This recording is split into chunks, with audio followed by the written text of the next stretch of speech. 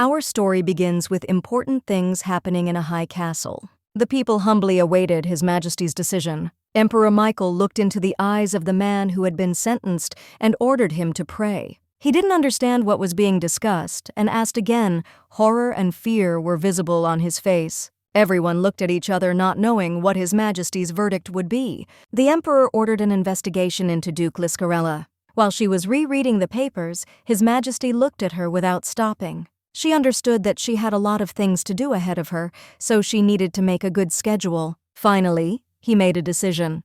It was necessary to reorganize the navy. What they heard greatly surprised everyone present.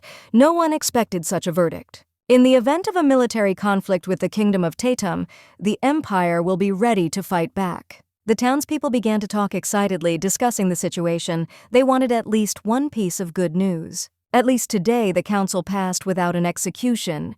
Last time, when people saw the chancellor's head cut off for discontent, they began to behave more cautiously. In fact, if it weren't for this secretary, the empire would have fallen long ago. But many still didn't understand what all the power was based on.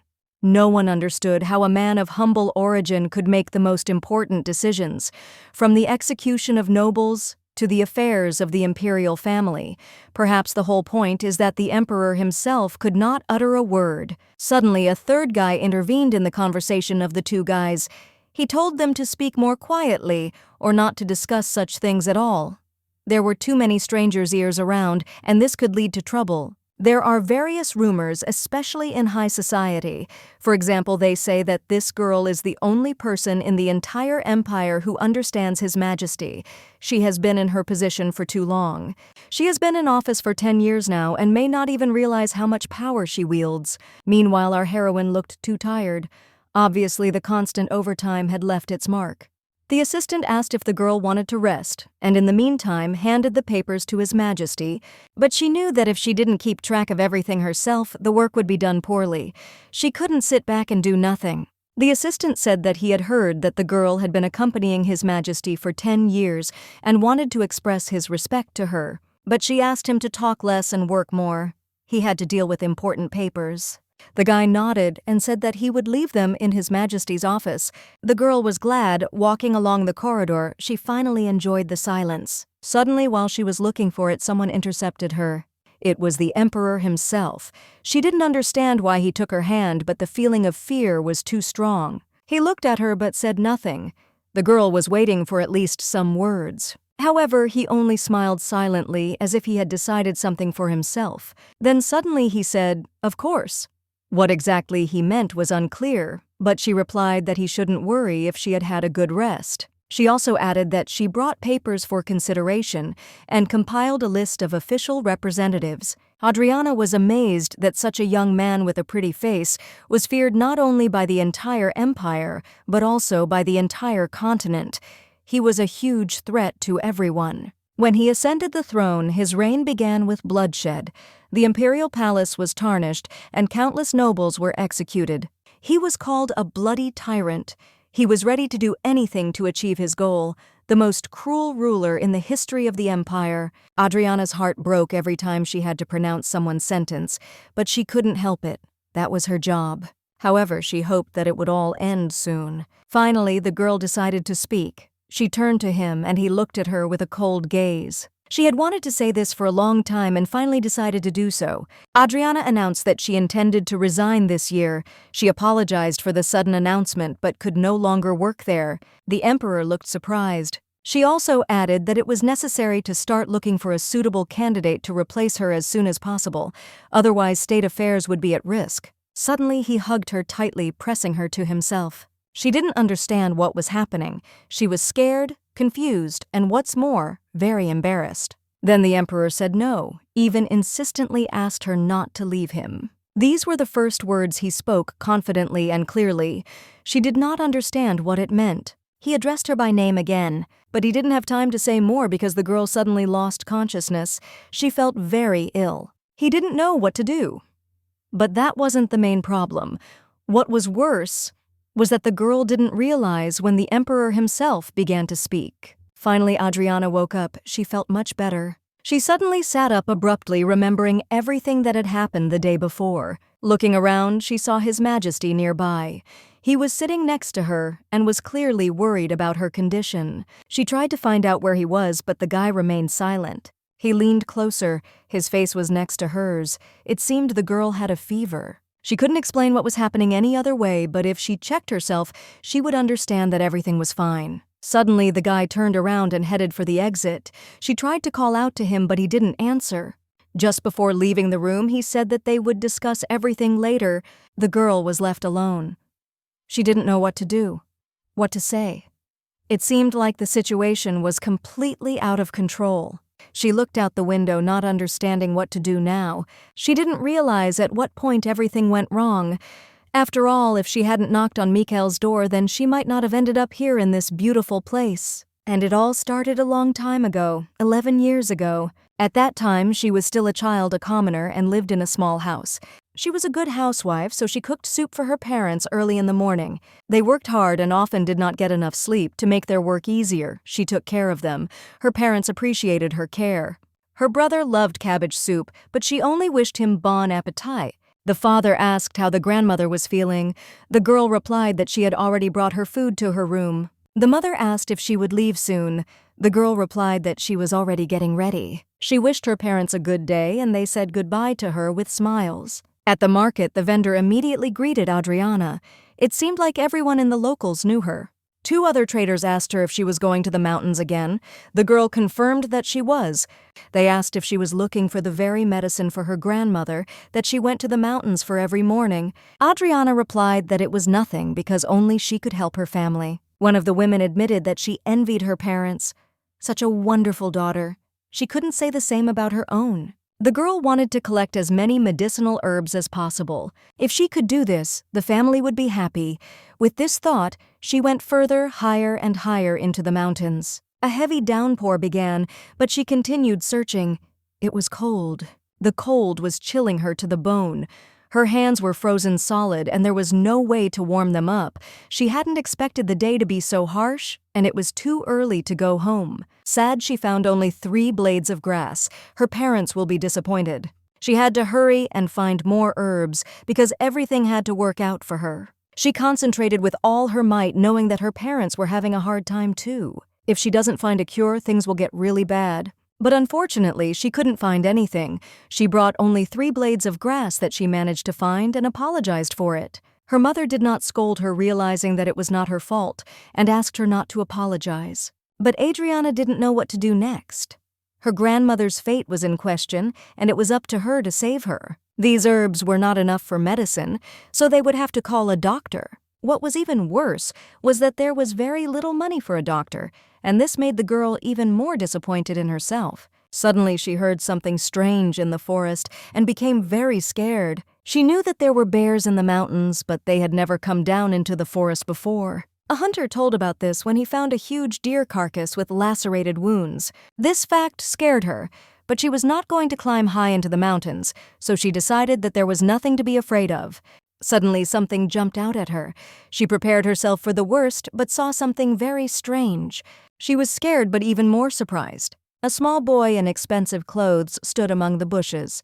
She didn't understand how he got there. She tried to ask who he was, but he didn't answer. She wanted to know about his parents, but again received no answer. He didn't answer any of her questions, and Adriana was confused. She thought the boy might be deaf.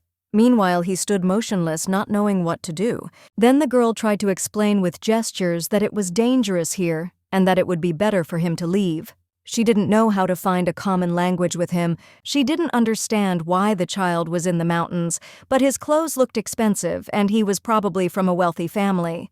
She asked if he was in a hurry to get home and if his family knew where he was. She collected only 5 blades of grass, but she understood that she had to help the boy get out of here. Her parents would surely understand her. After all, they always taught us to help those in trouble. She decided that tomorrow she would gather more herbs, but now they had to leave.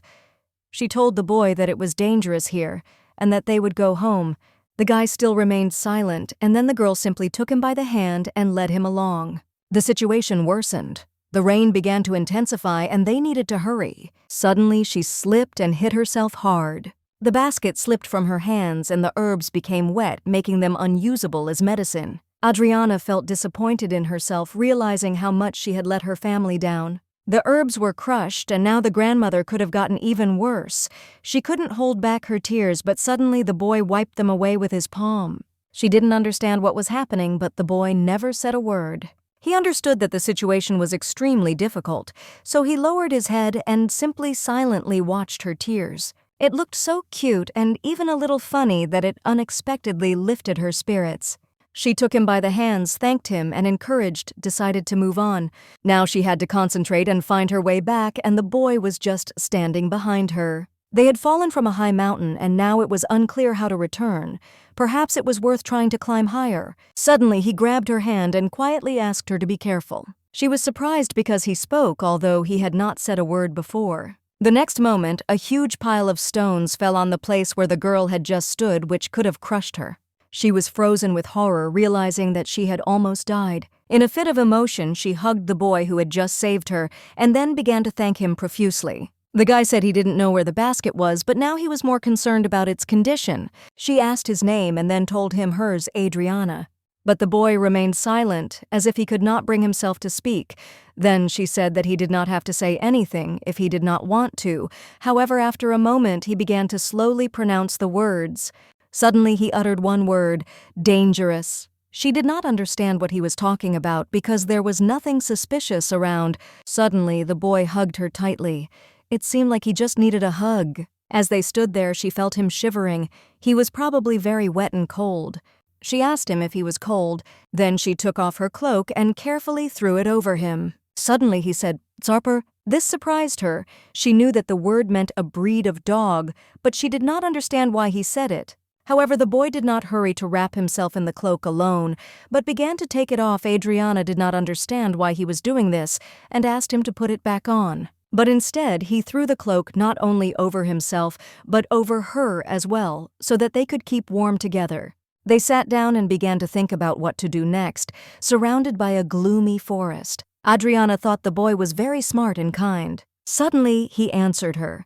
It seemed for the first time, perhaps no one had called him that before. The girl understood his feelings but could not explain why she herself had such a strong feeling of longing. Suddenly she noticed something and became very scared. However, then she remembered that she had once seen someone very similar to him. She remembered an argument with her brother. He was very angry about the soup, calling it bland mush. The boy suddenly took the bread away from her, saying that she should eat the soup herself, and in the meantime, he would eat the bread. It was her bread and butter, but he didn't care. He said he was going to school, so she shouldn't bother him. Although she hadn't had much breakfast, it didn't seem to bother him. Suddenly her grandmother called her. She was very scared, so she went to her grandmother and asked what happened. She replied that it would rain soon. Adriana said that she understood everything and decided to close the window so that nothing would get wet. But suddenly her grandmother started yelling at her. She complained of severe pain in her joints, and Adriana didn't understand what exactly had happened. The woman did not understand why she was still alive. She had long wanted to rest in a cemetery because now she seemed like a burden to herself. No one could take care of her sore joints. As soon as Adriana heard this, she immediately rushed to her grandmother and began to massage her. Although the guy reminded the lady of her relatives, he was completely different. He was not rude to her. So small and kind, he must have been good to her. Suddenly they woke up from a noise. Someone was walking in the forest and loudly calling for Mikhail. She asked if he had run away from home, but the boy remained silent. Adriana couldn't understand why he decided to leave his family. They called him Lord, which meant he was from a noble family. Then she asked him directly if he was a nobleman. He quietly answered, yes. Suddenly she started calling for rescuers, screaming that they were here. She smiled at him and said that it was time to go home now. She also asked him not to do that again because his parents were very worried. Adriana watched as everyone fussed around the young gentleman, but then an officer turned to her. He asked her name and the girl introduced herself as Adriana Woods. The man said that she saved the young master and expressed his gratitude. She wanted to say goodbye to the boy, but she understood that they would hardly let her. Surprisingly, in a short time, many people gathered to bring him home. They all surrounded the boy, protecting and caring for him. Adriana was upset by this. There was so much care around one child, and her own family didn't even remember her. Suddenly, Mikhail appeared in front of her. He looked pleased. He handed her something and said the word grave. The girl was surprised, not understanding what he meant. The boy looked upset. He was not understood. Adriana asked again, maybe he wants it buried in the ground. The knights asked him to return home, but he remained silent. As he got into the carriage, Mikhail turned around and smiled as if saying goodbye. Adriana waved after him, hoping that everything would be okay with him. She hoped that her parents would be very happy when they found out that she was okay, and that she would be able to sell the little thing her boyfriend gave her for a lot of money. But it seems that she is very dear to him, so she will not tell anyone and will just go home because most likely her parents were very worried. She didn't know if they would see each other again. In the following days, she also said goodbye to her parents. They said that most likely they would come much later today. They also asked for her grandmother's assistance. Adriana said that she would do everything and wished them a good day. At that time, she was 14 years old and her grandmother was still sick and her brother was still preparing for exams. Her parents still leave her to do all the housework. She can't seem to get out of this routine point. Every day the same thing happens. What happened was ingeniously last year. She always kept this "Dear, I ask" with her, and she needed to climb the mountains as soon as possible, and the same brooch reminded her of the meeting with the guy and that it was real. After a long routine work in the forest, she finally finished and could return home. Suddenly it started raining again. She was merciless because she didn't expect it to rain here either, and she needed to get home quickly. The lightning was very close, so she moved very fast. It was impossible to see anything through the rain, and suddenly lightning struck even closer. The girl was so scared that she even lost her brooch. She picked it up and decided to gather her courage and pull herself together. As soon as she wanted to touch this thing, lightning struck very hard. It seems her hand was injured. I was left with nothing but a lying cake from more. It seems like she's about to die because she's very badly burned. She didn't understand whether she was sleeping or already dying because there was no village at all. Maybe she really is dying, but suddenly she realized that she had been dead for a long time. After all, it was the story of the novel she was reading, namely about Adriana Woods, who was the deceased sister of a corrupt nobleman. The family used her even when she was an adult, and eventually she died. She understood that she was now in this body, but she did not want to come to terms with it. She hoped that it was all not true. No matter how much she hoped that it was just a dream, the feeling of bitterness and resentment permeated her very strongly. She didn't want to die, and she made a vow to herself that she wouldn't die, and even though she was forced to indulge her family, she would never die. Meanwhile, she was getting ready to go home. His colleagues did not understand why he was leaving so quickly from here, because his sister works very hard every day, and they asked why he did not help her, but in life he said that he did not need this, then soon at the academy. While she was getting water from the well dirty and very tired, her brother hit her and told her to move away. She replied that she needed to wash it off because she had fallen down a hill. Then he asked why she didn't cut her long hair since she didn't need it at all. He also added that I wasn't very good today, so he wanted something better for dinner. Suddenly she decided not to indulge him and said that she could not cook something new. And I asked her again if she was sure of what she was saying, and with a look she answered him that she would not do that. The girl replied that she couldn't do that at all and put the bucket down.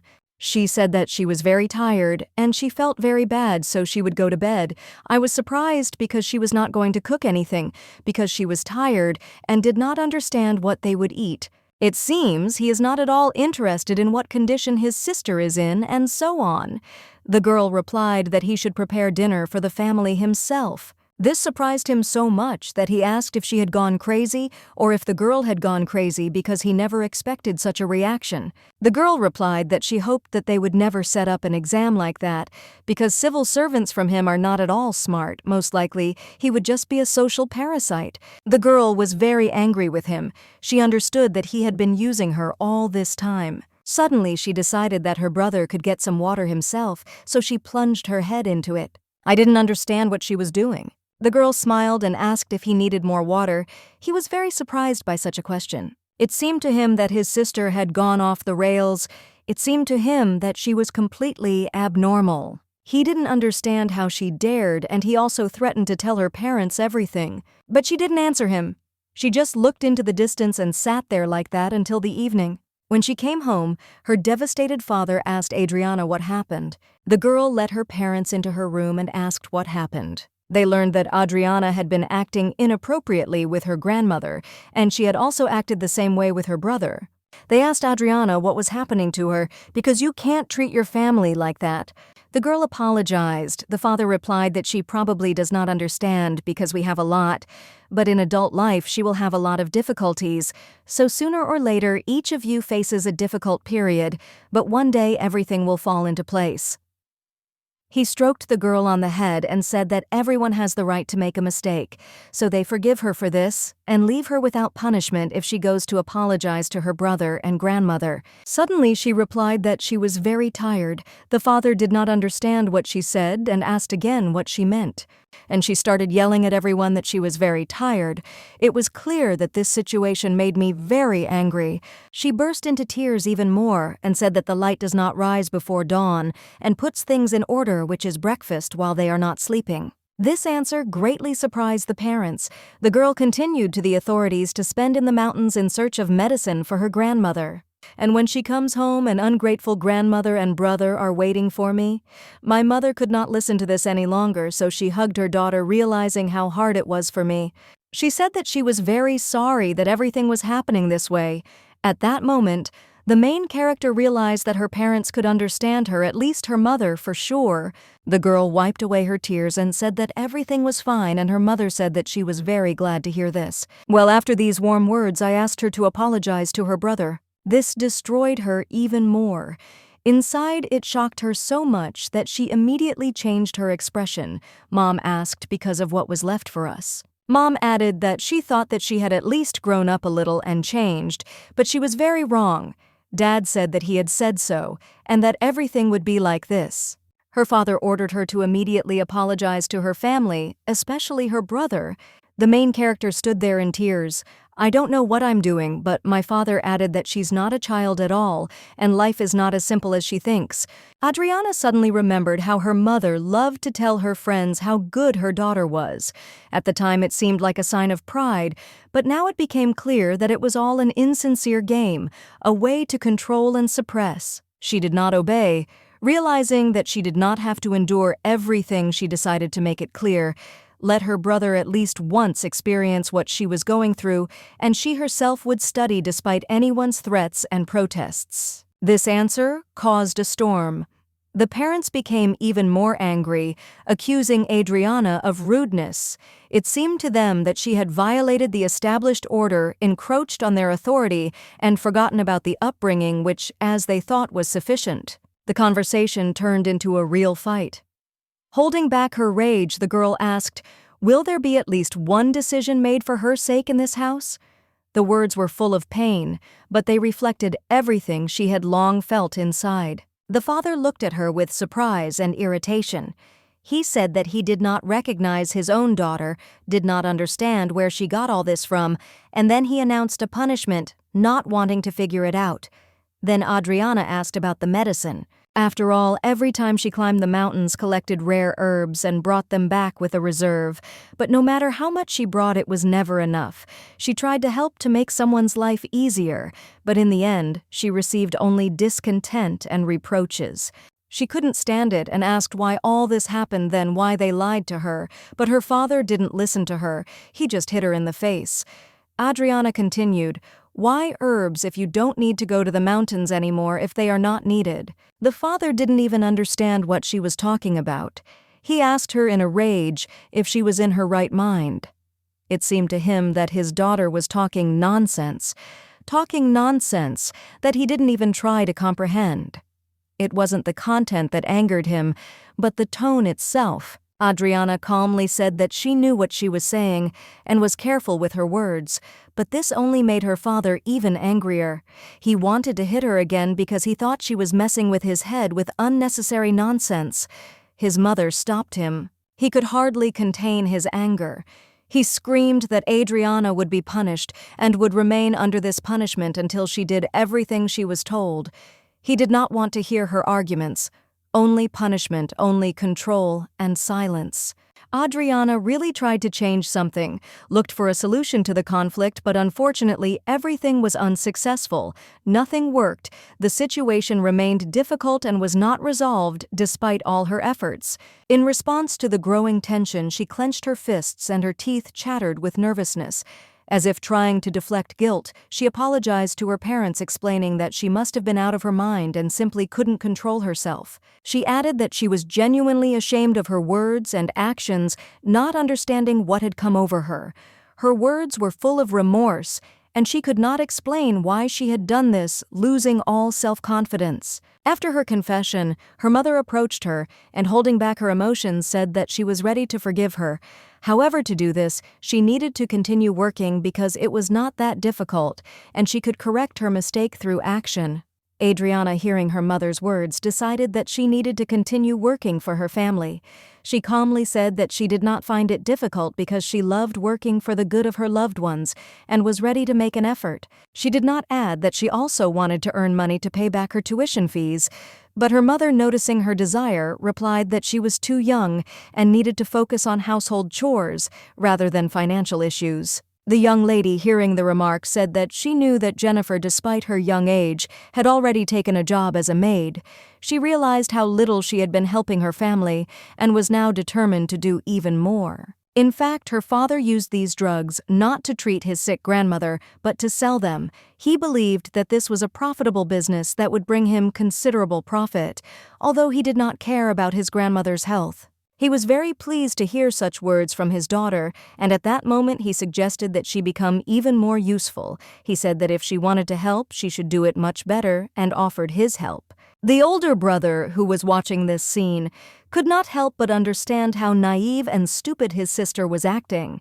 He thought that she had no idea about real life and its complexities. He, however, felt that she herself was to blame for everything, even if she did not realize it. He was convinced that she should have shown more caution and maturity in her actions in order to avoid such situations. The next day, Adriana Woods took a job as a maid in the home of the richest family in the province. She decided to help her family in this way, hoping that her efforts would give some hope for improving their situation. The owner of the house, having heard about her hard work and diligence, promised to pay her twice as much as the other maids. Adriana's family was very happy with this source of income and expected changes in their financial situation. However, a month later she would have to face the consequences of her decisions because she decided that after receiving her first salary she would disappear, not intending to help her family anymore. This decision was unexpected for everyone. At this time, Adriana gradually settled into the home of Baron Jefferson, who was known for his wealth and influence. Her life in the mansion, although it started out difficult, soon began to improve, and she began to get used to the new rhythm. The headmaid, observing Adriana, noticed that she did not look like her peers. She looked at her closely, trying to understand what could be hidden behind her appearance and why she seemed so unusual for her age group. Adriana, noticing the attention of the headmaid, replied that all the women in her family were short. This explanation, as it turned out, was enough for the headmaid not to ask unnecessary questions about it. The headmaid, satisfied with the explanation, said that in that case, there would be no such choice of height among those working in the house, and suggested that Adriana write her name in the appropriate field. This was no problem for the girl, since she had learned to write as a child. It was a contract. It stated that if the girl leaves before 3 months, there will be no salary. Also, if she runs away from the country, the headmaid will make sure that she can no longer return home, so she should keep that in mind. She liked the new girl. It seems she had big plans for her. She ordered another maid to take her where she needed to go, where there was a place. Bad told the people to get ready quickly because they don't have enough hands. The girl immediately agreed and ran. Ariana was very worried that she would not be accepted here either, because what those girls said at the market turned out to be true. They said that Baron Jefferson would definitely accept her. She added 2 years to her age, and it worked, and no one even thought about what she was taking. Beth said that only he would accept little girls like her, even if he really needed maids.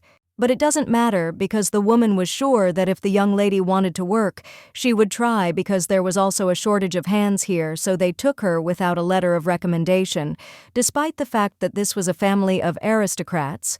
Look, she said that she would try very hard, but it was skeptical, and she said that if people stay here for at least 3 months, then believe her. She was ordered to choose between cleaning and cooking and so on, and replied that she really liked cooking. She dreamed about how she would work here until she grew up, save up money, and then open her own cafe or restaurant. She will be able to learn how to cook different dishes in the kitchen, so it would be great to become a cook. But suddenly my dreams were shattered immediately after the words, "Bad," she said that the girl will be cleaning. The woman also added that they should be clothes, but it is not a fact that it is such a small size it will be found, so if she finds something she will immediately give it. She threw her into the hall and ordered her to try to hold out here as long as possible. Once in the new room, she noticed a different housekeeper. She greeted her expecting some answers. The woman introduced herself as Galina and immediately ordered Adriana to wipe that spot. She also said that if the girl finished cleaning, she could rest. The young lady asked where her room was, to which the woman replied that their rooms were on the 4th floor and she could choose any free bed. It seemed like a great place to her because she knew how to clean, and if she could hold out here, she would probably get the job she wanted. Meanwhile, in the imperial palace, Sargeant was very angry because he could not talk to the young heir to the throne. He was so angry that he called His Majesty a fool, but the boy replied that even a wall has ears, so one must be careful. Then Sargeant gave them one piece of advice: find your own path in life and not rely on this fool, because if he continued like this, he might one day lose his head because of the emperor. But the boy was sure that Emperor Mikhail was not a fool, and the teacher replied that only Sargeant thought so. Meanwhile, the guy understood that these were just scientists. He was not given the ability to understand what a bookworm who had never been in business could truly know.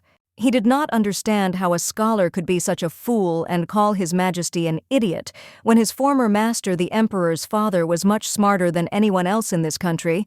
Proof of this was the fact that he was a relative of the imperial family, lived in prosperity, and had the status of a duke.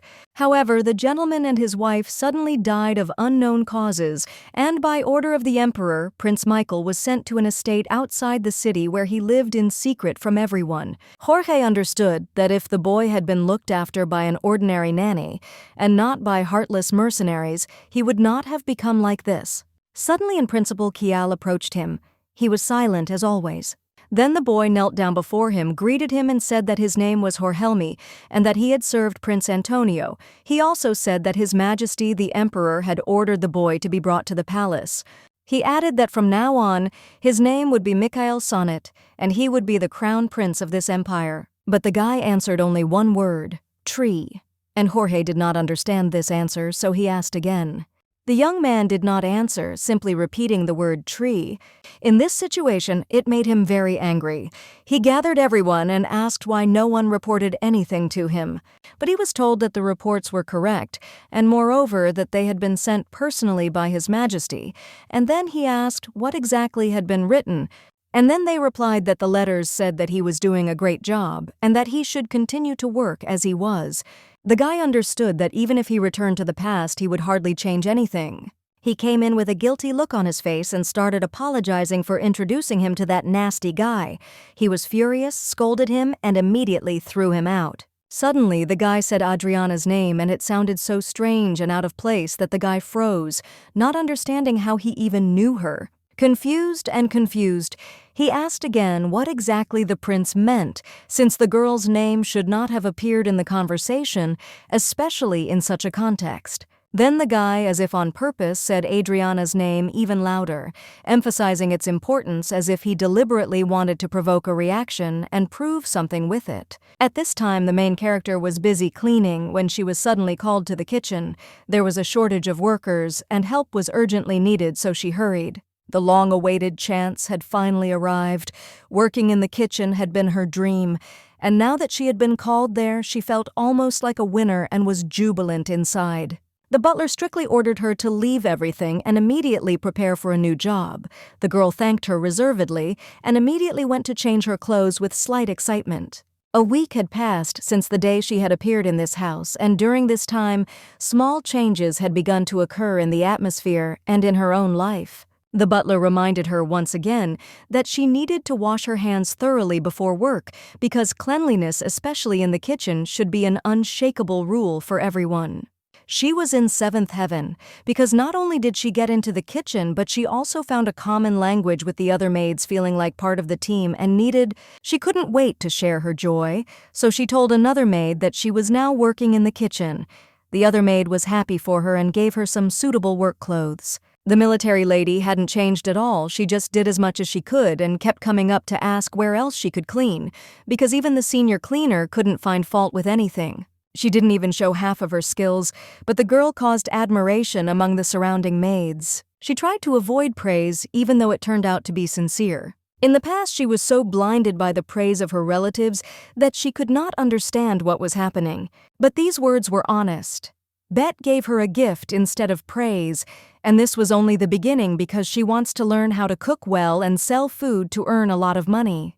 She understood that here, she could learn everything there was to know. The young emperor's subordinates understood what the boy was talking about. It was Adriana, the same girl with red hair.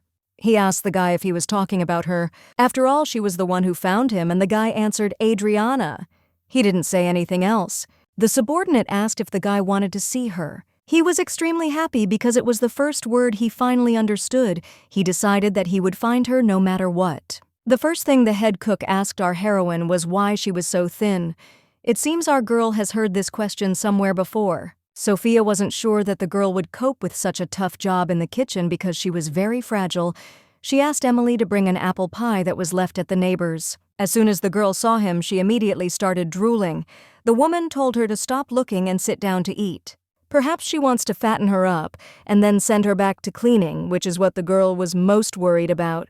When she tasted the pie, she immediately felt great pleasure. It was incredibly delicious, and she experienced a lot of emotions. It was the first time she had eaten such a delicious pie, but Sophia replied that it was not surprising because she had made it herself. Sophia shared the secret that only the head maid could taste the pie, to which Adriana asked if there was anything wrong with her eating it. Sophia replied that if she didn't eat her fill, there would be no one to work in the kitchen. The lady thanked her and continued eating, but the woman asked her not to hurry because no one would take the pie away from her. In her past life, the main character did not know how to cook and spent all her money on food. She promised herself that in this life she would learn to cook deliciously and open a restaurant, and in the meantime, they began to call for the night. The family asked to find their daughter. Everyone cried bitterly and begged to find her. They were checking that if they found her daughter, they would do anything. Meanwhile, the grandmother was saying again that she was supposed to die, and that was when the emperor's assistant realized that Adriana Woods had left home, but her father replied that she could not have done that since she had most likely been deceived by some scoundrel. He asked how a man could say such things, since it was neither a kidnapping nor a murder. He asked how she had disappeared. The mother, in tears, began to say that the girl loved her family very much, was a kind child. She said that she would return on the first weekend, but that was exactly a week ago, and after that, nothing was heard from her. They said that she got into a carriage heading to Tattoo, and suddenly something happened to her. Masya was very worried, but it was the closest town to the village, and the assistant thought about it. It seemed that he began to understand what was happening. The family told how they had spent all their savings but still could not find her. Then the boy asked how old she was. They said she was 14. He immediately realized that she was too young to work as a servant. Often, poor people sell their daughters to other people, and he realized that this couple did not love their child as much as they claimed. Village girls often run away after their first salary, unable to withstand the hard work, and this is not surprising. Perhaps these people were looking for Adriana because they missed her and loved her. He saw no point in talking to them anymore, so he silently turned around and started to leave despite their requests. He didn't understand where this girl could have disappeared to because all she could do was work as a maid. Perhaps her parents searched Tatum and most likely she fled to another city or maybe even to the capital. The knight finally swore to his master that he would not let him down. He felt a complete responsibility and knew that he had to find the girl by any means necessary, no matter what. At this point, Adriana had already finished washing dishes in the kitchen. She had worked there for a month, but had never picked up a knife or touched a pie crust. The head cook clearly did not trust her with such duties. Despite this, Adriana found positives in her job. She enjoyed eating the food that Sophia prepared, and she was not in a hurry. She was in no rush, and she enjoyed every moment. The woman asked her to eat more slowly again, reminding her that she might choke. Adriana, carried away by the taste, forgot about the time, and Sophia worried about her safety. Sophia couldn't help but ask why Adriana wanted to work in the kitchen so much. The girl honestly admitted that she dreamed of learning how to cook. It was important for her to master this skill and understand how to cook herself. This confirmed her thoughts. Sophia added that the girl was probably offended that she had never held a knife in her hands and could not even knead dough. Adriana admitted that there was some truth in this. With a slight smile, Adriana said that at first she was very upset, but these thoughts quickly disappeared. Now she enjoys delicious food without worrying about not being trusted with such simple tasks. Her words made the woman laugh. Adriana felt a little embarrassed, thinking that maybe she said something wrong. She was happy, but she also felt that not everything could be perfect. The woman was surprised that her food was really that tasty, and Adriana replied that she felt happy when she ate it. Sophia, smiling, said that from tomorrow the girl would no longer wash the dishes. Then Sophia suggested that Adriana start with easier tasks, like peeling onions or potatoes. She also promised to teach her how to cook, which added to the girl's joy. Adriana's eyes sparkled with happiness. She had not expected such news, and was immensely happy. It all seemed incredible to her, but she was sure that this was the beginning of her new path. Sophia, looking at the girl sternly, warned her that now she would have to follow all her instructions.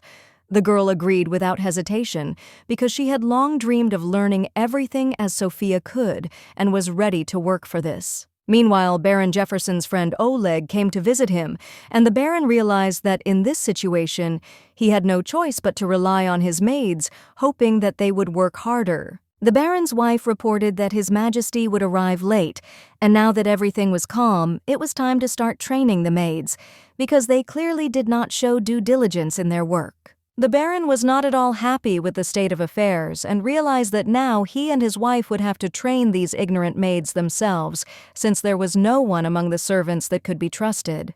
After the death of his brother, the Baron inherited the title, and it seemed that now all the luxury of an aristocrat's life would be revealed to him, but despite this, he was never invited to important social events, and certainly not to a ball.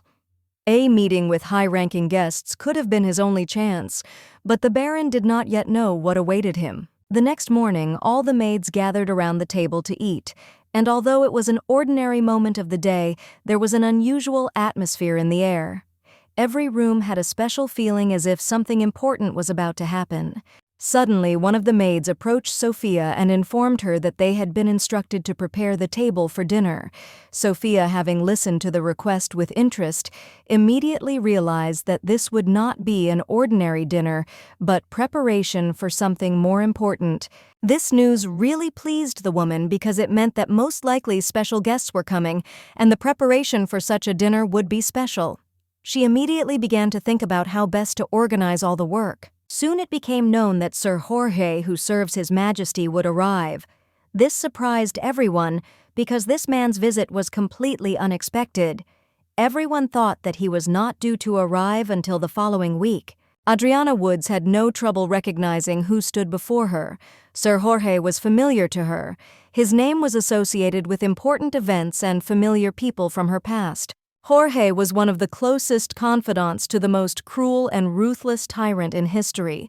Jorge was cold, which gave his personality an even darker shade. In the brutal struggle for the throne, all the emperor's heirs died, and the throne was taken by the crown prince Michael Sonnet de Front.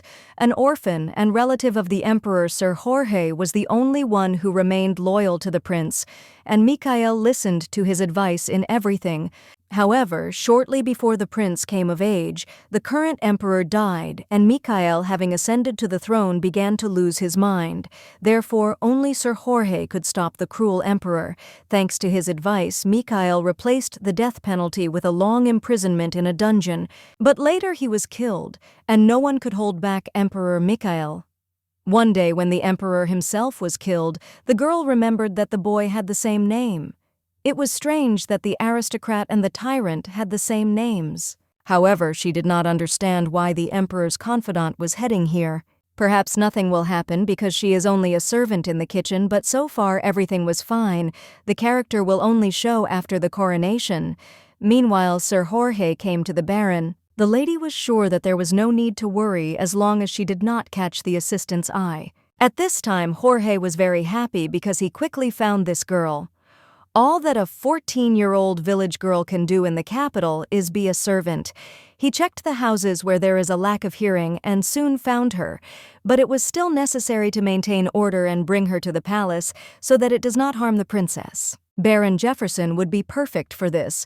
If he offered him connections with high society, it would be quite possible to present the maids as distant relatives. Then there would be no problem with appointing Adriana Woods as an official servant in the palace, and he would finally have a chance to satisfy the prince's desire. Meanwhile, all the maids were working very hard in the kitchen, not falling into the hands of the assistants. They did not stop interfering, lighting the fire hotter, so as to be in time for the arrival of the assistant. Work in the kitchen was in full swing. Meanwhile, our heroine was also working hard. It was the first time she had been so busy in the kitchen peeling potatoes with complete care and concentration.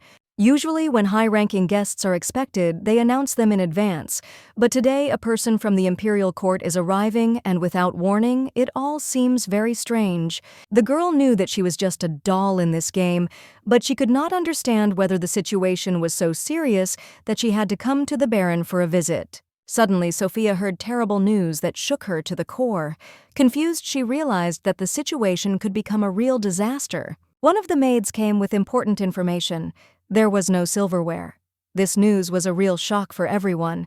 It is difficult to remain calm at such moments. Silverware is not just tableware. It is reserved for the most distinguished guests, and its absence was an alarm signal. It did not bode well. Sophia, worried, decided that Emily should inform the lady about this, but the girl said that the lady was busy now because she was receiving an important guest, Sir Jorge. Sophia, unable to contain herself, replied that Emily did not understand the lady's character. If she did not report the missing dishes right away, the lady would not only punish everyone, but also send them to search for the silver. Emily panicked.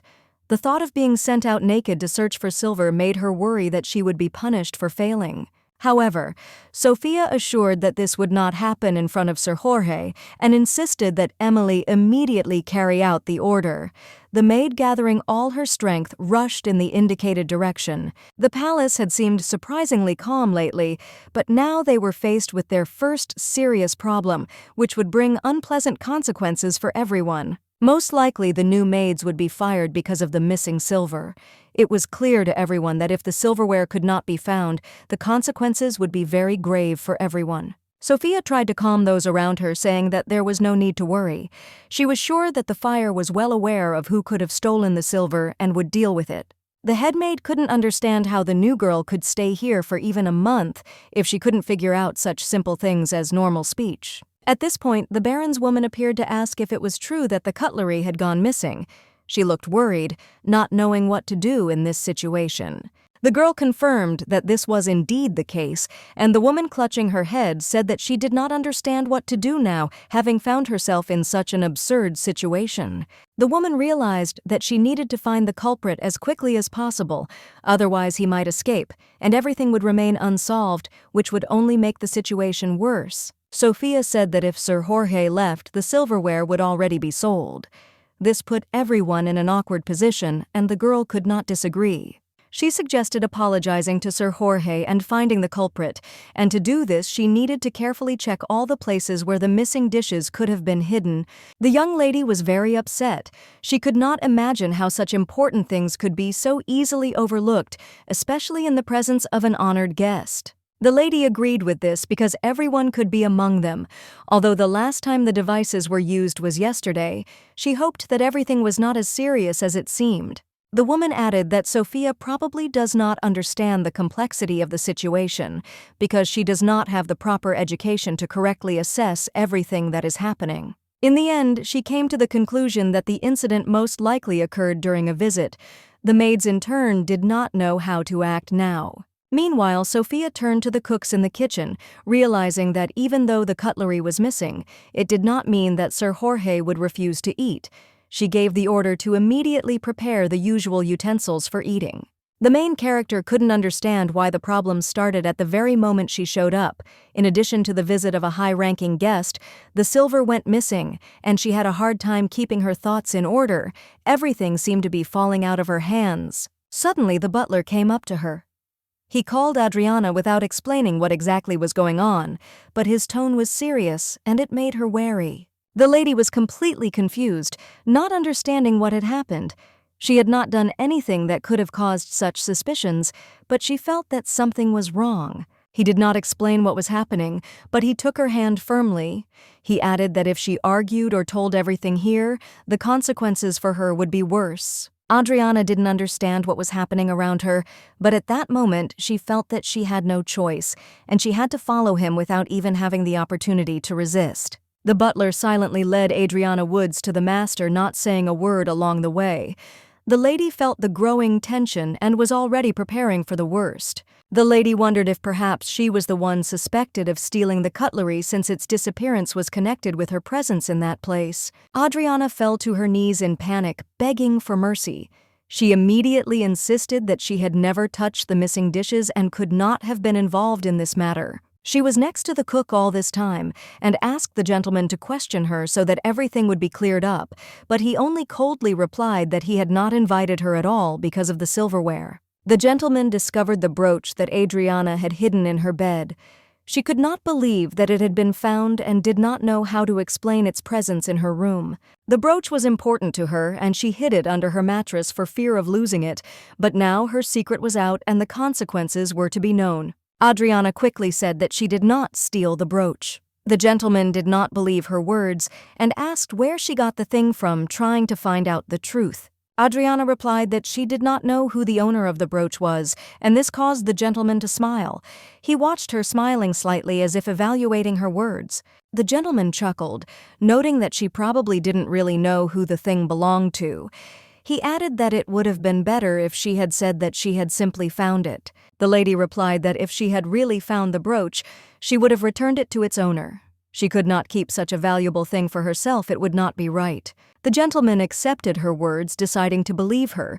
There seemed to be a small spark of hope in her eyes, as if she sensed that the situation was beginning to change. However, suddenly, the gentleman said that if the lady told the whole truth, he would then believe her. His words were serious, and he clearly expected honesty from her. He was curious about what she could get such a thing for. Then she told him how she once helped a man in the forest, not knowing what it would lead to. He was intrigued by this, and he added with interest that she had just confessed to her deed. The lady did not understand what was happening. Her thoughts were confused. He asked if she really didn't understand what this thing was. He looked at her carefully, as if expecting her to reveal all the secrets hidden behind her words. She could not imagine that this brooch could fall into her hands. In her opinion, it was definitely not her thing, and she was sure that she was right. Adriana tried to justify herself, hoping that the gentleman had misunderstood her. However, he no longer wanted to listen to her, as if he had decided that the truth remained a mystery to him. At that moment, all the maids entered the master's room. Their appearance interrupted the tense atmosphere, and they looked at the situation with the hope that everything would be resolved. The maids decided to vouch for her because they were sure that she was innocent. Their confidence and support gave Adriana strength, and she felt some protection. Bet added confidently that Adriana was not someone who would commit crimes like stealing silverware. She knew her well and was confident in her honesty. Bet also stated that she had no idea why Adriana was being questioned. Apparently, she had been lied to and did not understand why she was being questioned. Sophia, as another witness, confirmed Bet's words. She saw Adriana enter her room that night and knew that she had nothing to do with the case. Another maid stood up for Adriana, explaining that their rooms were next to each other and that if the girl had acted strangely, she would have noticed. All the maids started to defend her. It was a real surprise for Adriana. She was not used to having someone on her side in such situations. At this point, the gentleman, having listened to them, declared that the girls could go since everything had been cleared up. He said that they could return to their business. But Adriana's brother, along with the others, objected. He declared that he would return to his duties only after Adriana went with them, as had been decided. Sophia added that the kitchen was clearly short of workers at the moment, and they would not be able to cope with the workload without Adriana's help. They desperately needed her help. This statement made the guy very angry. He demanded that these conversations be stopped immediately and that they return to their places, threatening everyone for disobedience. The women stood firm and were not going to leave without taking the girl with them. Their determination was so strong that they did not allow anyone or anything to stop them. The man, however, did not do all this for some silverware, as one might think. The reason was much deeper, and it soon became obvious. Then they asked him why he was acting so strangely and unreasonably despite the appearance of motivation. He only remained silent in response, not wanting to reveal the secret. The man instantly recognized the voice and realized with alarm that it was the emperor's assistant himself, Jorge.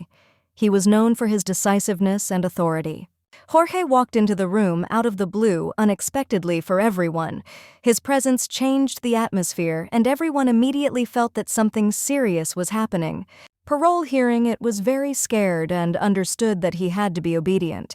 He immediately began to carry out all of Jorge's instructions, knowing that he would not tolerate mistakes. The emperor's assistant was sure that this was about silverware that had been passed down from generation to generation. However, as it turned out, he was very wrong. The gentleman added that they had important matters to discuss, and it would be better for everyone to send the girls back without detaining them. That way they could return to their duties. The Baron, hearing this, exploded with anger again and shouted at the maids. He ordered them to return to work immediately without losing a minute and without arguing. Sophia and Adriana were discussing how much work they had to do as they headed to the kitchen. Then our heroine asked if the woman was interested in what had actually happened. Notara laughed, noting that this situation was not unique. The girl was not the first to be placed in such harsh conditions. This had happened more than once. The woman said that similar incidents had happened before. Now it was their turn, and no one could truly understand the behavior of these aristocrats. The aristocrats did have a lot of important things to do, and Adriana was going to help them, so she needed to get back to the business she was here for as soon as possible. The main character agreed with this proposal, deciding to continue working with a smile as planned. She clearly understood that she needed to move on. In the silence in the huge setting, Jorge could not resist and decided to find out why the Baron had interrogated the maid. The questions piled up, and his interest only grew. Someone said that there was nothing unusual about this. He also noted that at that moment the emperor's assistant should have been with his wife and not engaged in an investigation. However, he replied that he had heard screams, so he decided to come over and find out what was going on. His concern was justified, and he could not leave the situation unattended. Besides, something really interesting was going on here. The Ram was furious because all this happened because of the maids, because of whom he missed an important chance. He told me that a brooch with an imperial design had been found on the bed of one of the maids. This discovery immediately struck him as strange, and he felt that some secret was hidden there. An ordinary maid would not have such expensive items, so it is likely that she received them from someone as payment for services or other reward. The unexpected appearance of the gray orcus could be proof of this.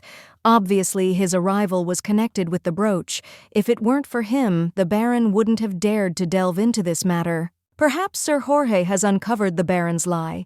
If so, he will have to tell the truth, because it will now be impossible to avoid revealing the truth. Gritting his teeth, the Baron realized that he had no choice.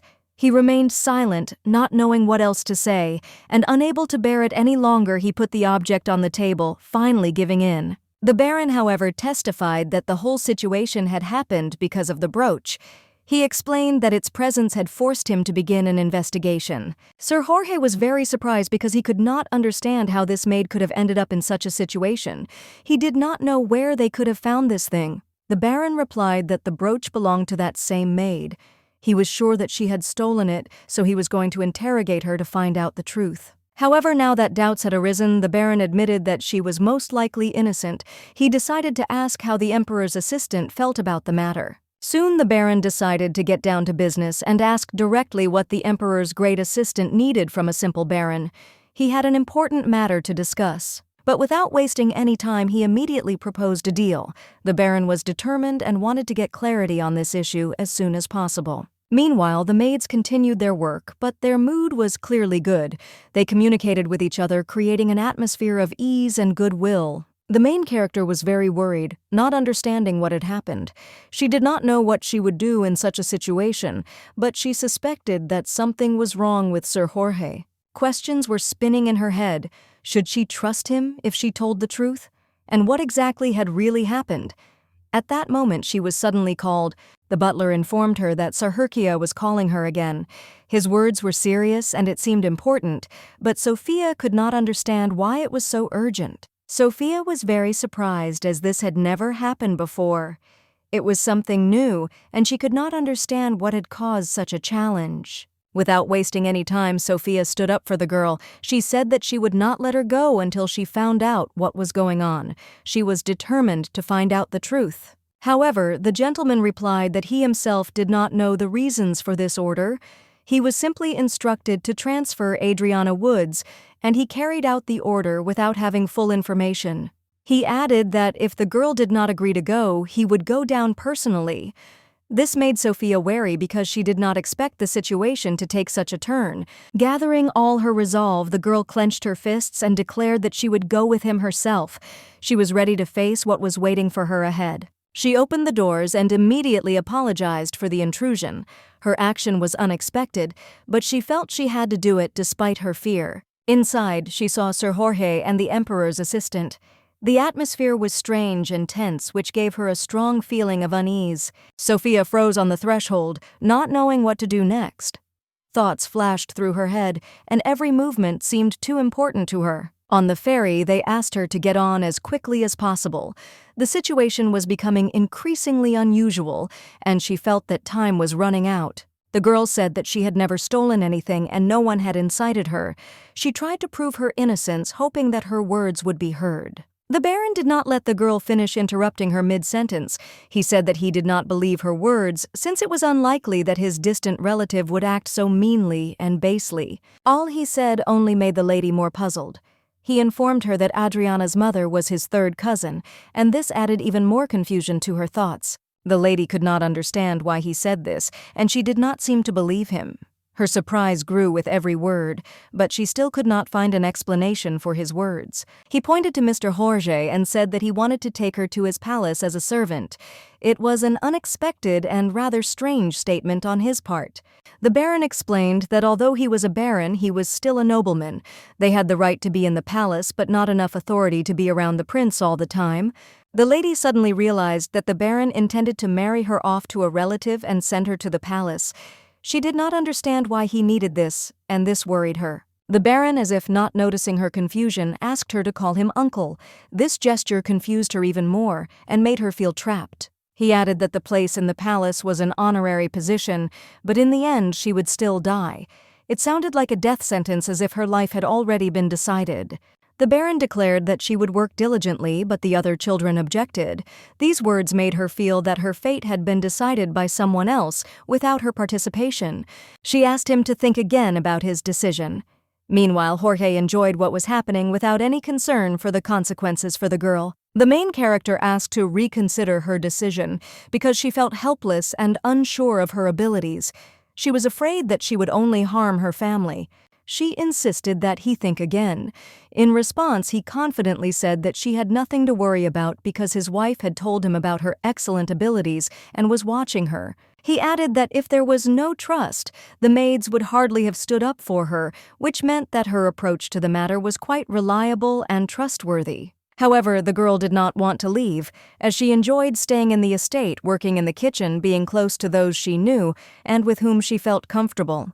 She wanted special treatment and therefore insistently asked him to reconsider his decision, but he had only one thought in mind: to get rid of her for the sake of his own prestige. He didn't know how much she liked her current position, but he asked her not to act the way she did. In his eyes, there was no room for compromise on this issue. He ordered her to stand up.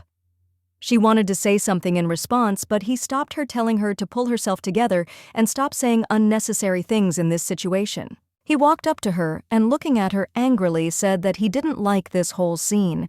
He was irritated by what was happening and his patience was quickly running out. The girl was wrong, and now she realized that despite her requests, he was not going to listen to her. In the end, she thanked him for his attention, realizing that it was all useless. Jorge realized that the decision had been made and without wasting any time asked her if they could leave immediately.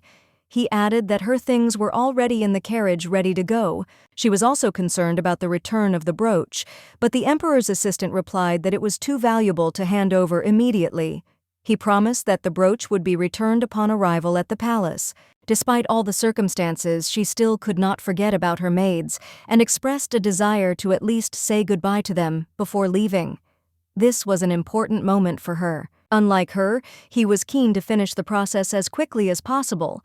He explained that Mr. Jorge was too busy to waste time on goodbyes and assured her that he would personally hand over her things to the maids. The main character understood that her situation had changed dramatically. She moved towards the carriage not wanting it, but realizing that now she was already here in this place and could not go back. Mr. Jorge warned her not to get out of the carriage until he gave her permission. His words sounded like a strict order that had to be followed without question. She asked if she would go alone, hoping that she could wait for a convenient moment to escape. But her hopes of freedom grew more illusory with every question she asked. Mr. Jorge was a master at reading people. He immediately noticed on her face what she was trying to hide. Her intentions did not escape his attention. She wanted to escape. Despite this, she decided to get out of the situation, saying that it would be better for her to go alone. There were only men around, but Jorge immediately replied that no one would pay attention to the maid. She found a way to turn the situation in her favor by claiming that she was now related to Baron Jefferson. If rumors about her began to spread, it could even hurt the Baron.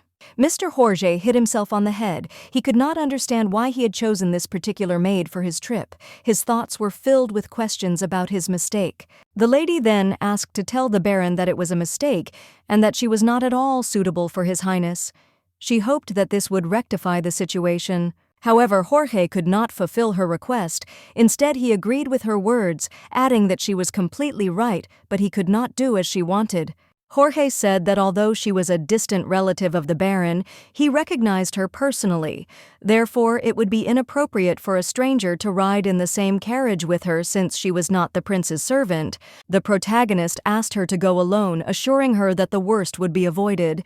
He knew that if Sir Jorge or the other servants had gone with her, she would not have dared to escape.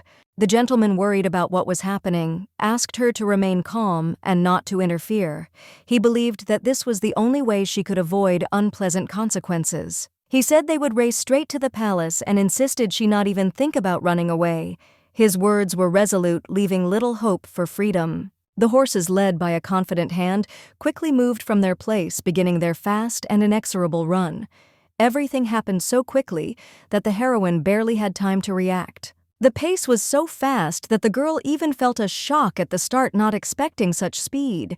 Everything happened so abruptly that she had no time to react. She couldn't understand why she was still sitting in the carriage, nor why Sir Jorge was taking her to the castle, since she knew she had to escape as quickly as possible. In the palace, she would still be considered a servant despite her relationship with the Baron. Moreover, her master would soon become the future tyrant, which only worsened the situation. She didn't even have time to realize how quickly they got there. Everything happened so fast that she didn't even have time to understand what happened, but Sir Jorge was already scolding the knights. The heroine's thoughts did not linger on this moment.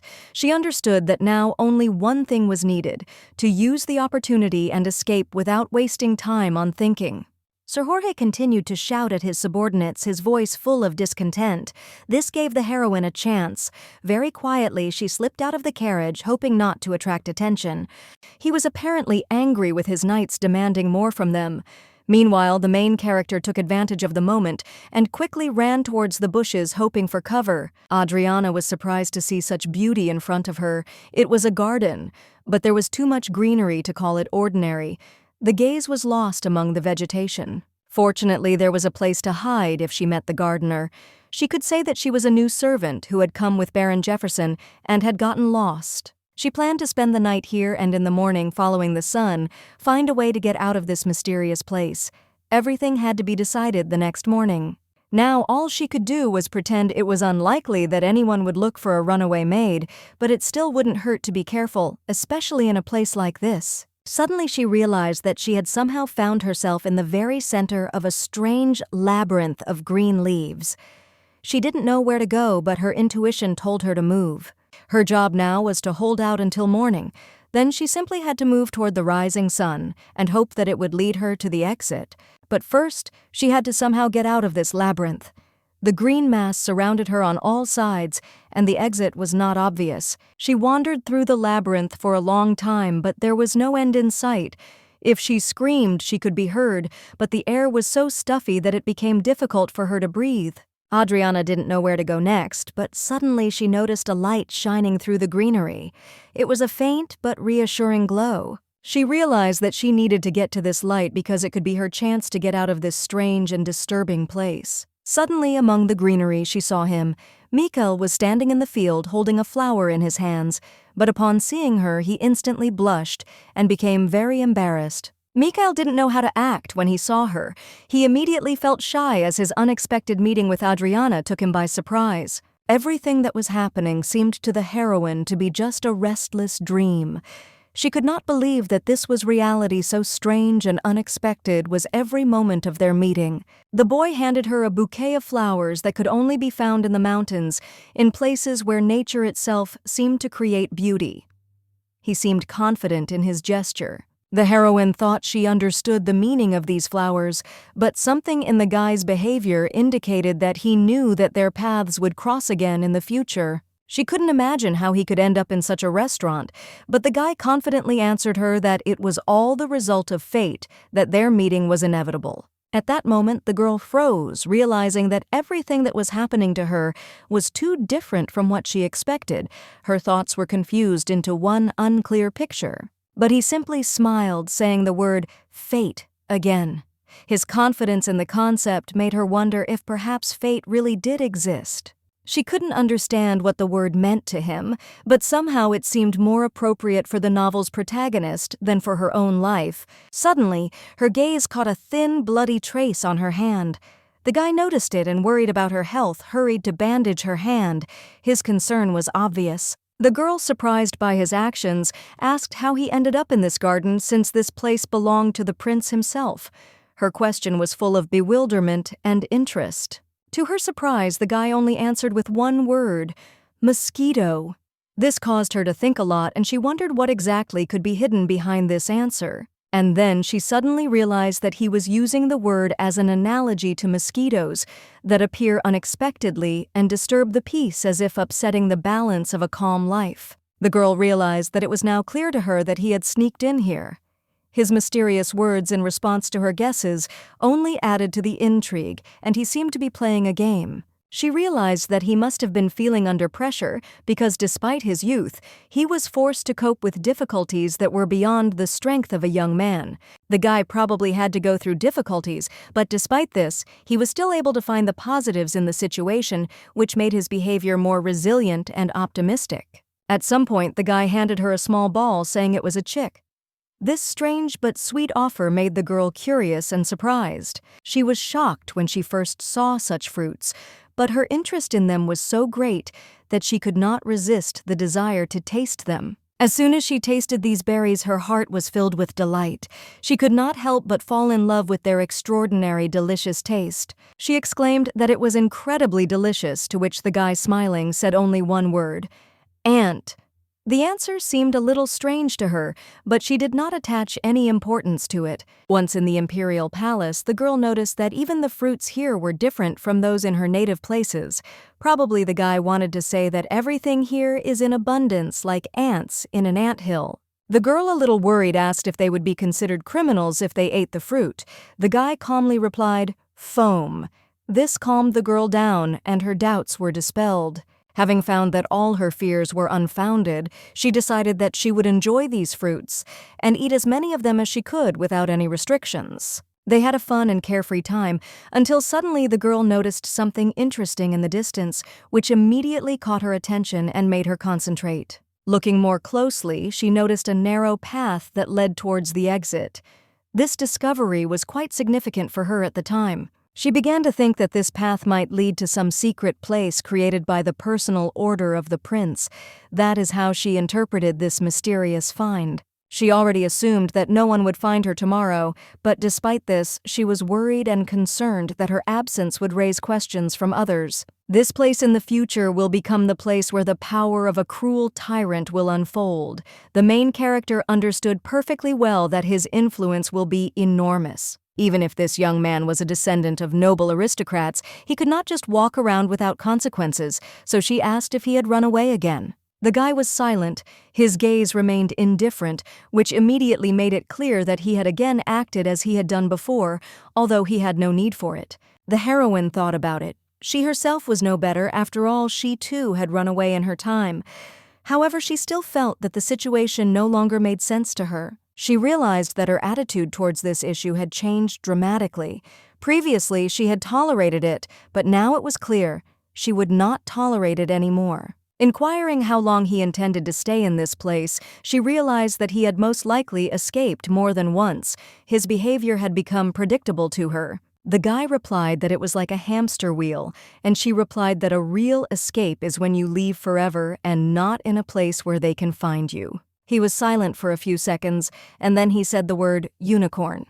It was strange, but it also had some meaning for him that she didn't immediately grasp. She couldn't understand why it was so important to him.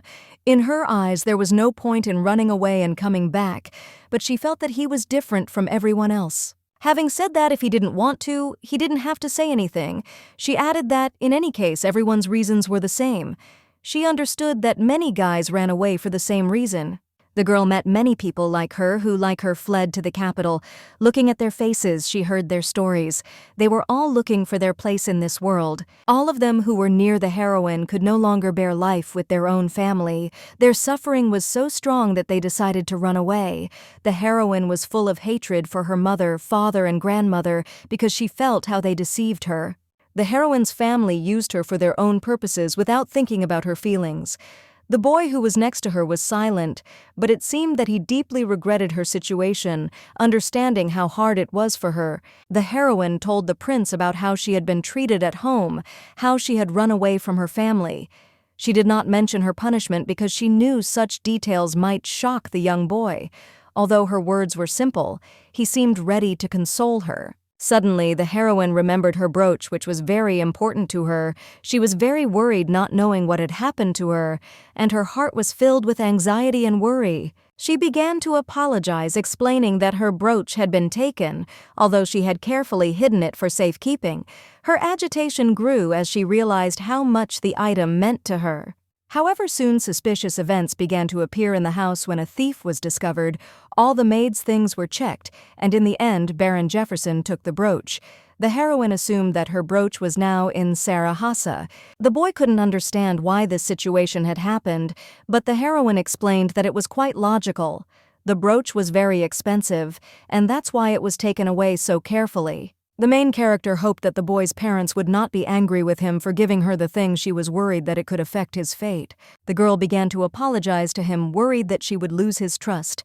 She hid the object under the mattress, feeling extremely pathetic and helpless at that moment. At that moment, hurt and scared, she burst into tears in front of him, but the boy, like several years ago, calmly wiped away her tears, providing support without unnecessary words. After that, the girl thanked the boy and smiled, calming down a little.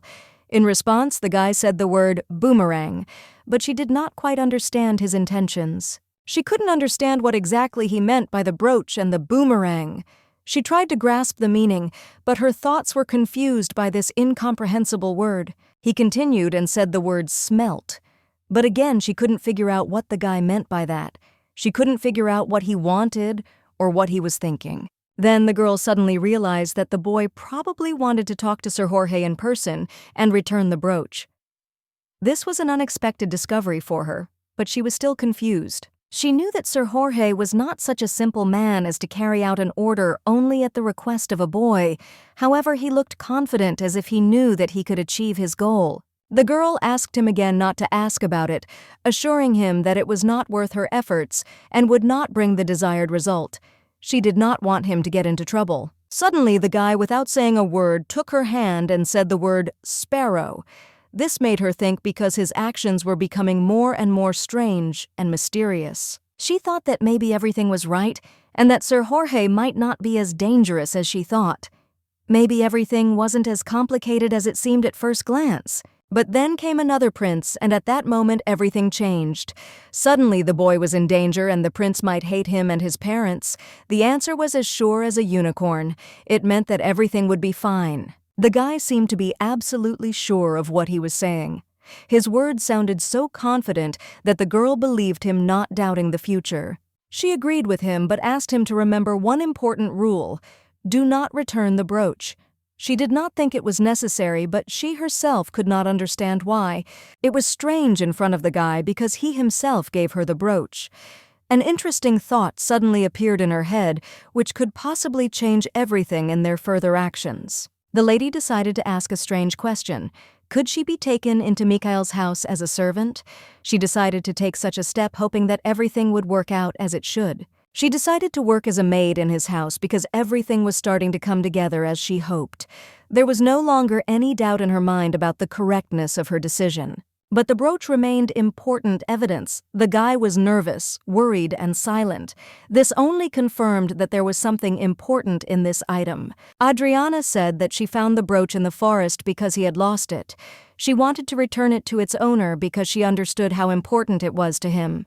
If a guy loses his things so carelessly, it could be a sign of his high status.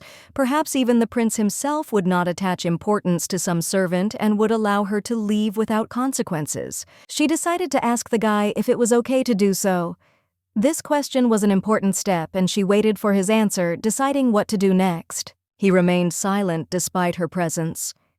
He did not say a word, but those around him began to persuade him, trying to change his decision. She explained that although she was not a professional, she was doing a good job. Moreover, she was sure that she would learn quickly and would not create unnecessary problems. Suddenly, he smiled unexpectedly and said the word grapes. The lady did not immediately understand why he said this and was somewhat puzzled by his remark. Perhaps he did agree, and her gratitude was expressed in a warm, tight embrace. She felt that he had accepted her words after all.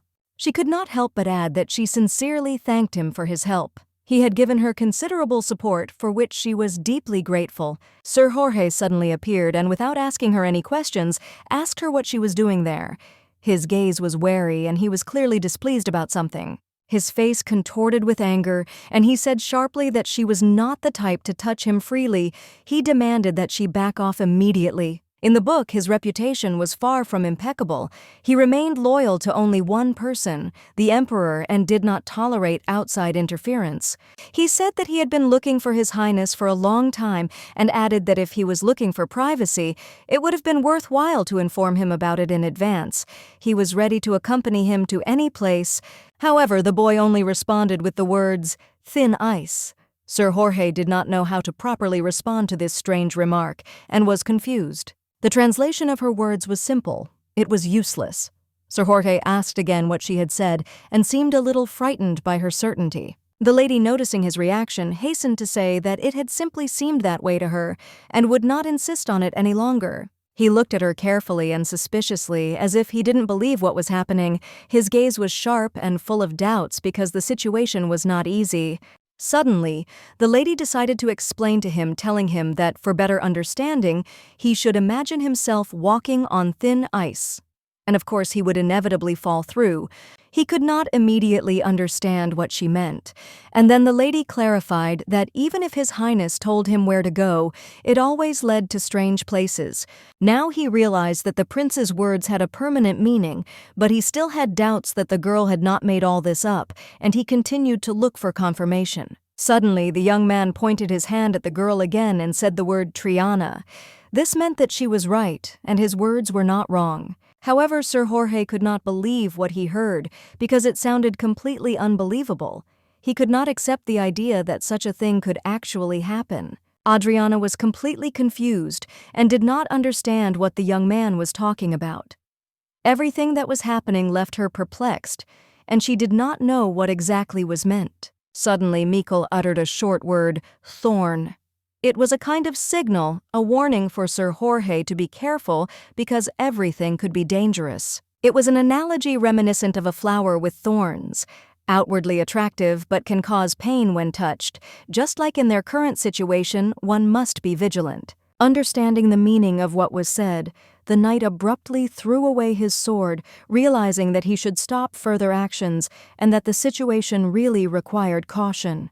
A moment later, he took the girl by the hands, looking at her with gratitude, and addressed her as Miss Adriana Woods. He began to express his gratitude. He begged her to stay with Prince Mikhail because she was the first to understand what the prince was saying.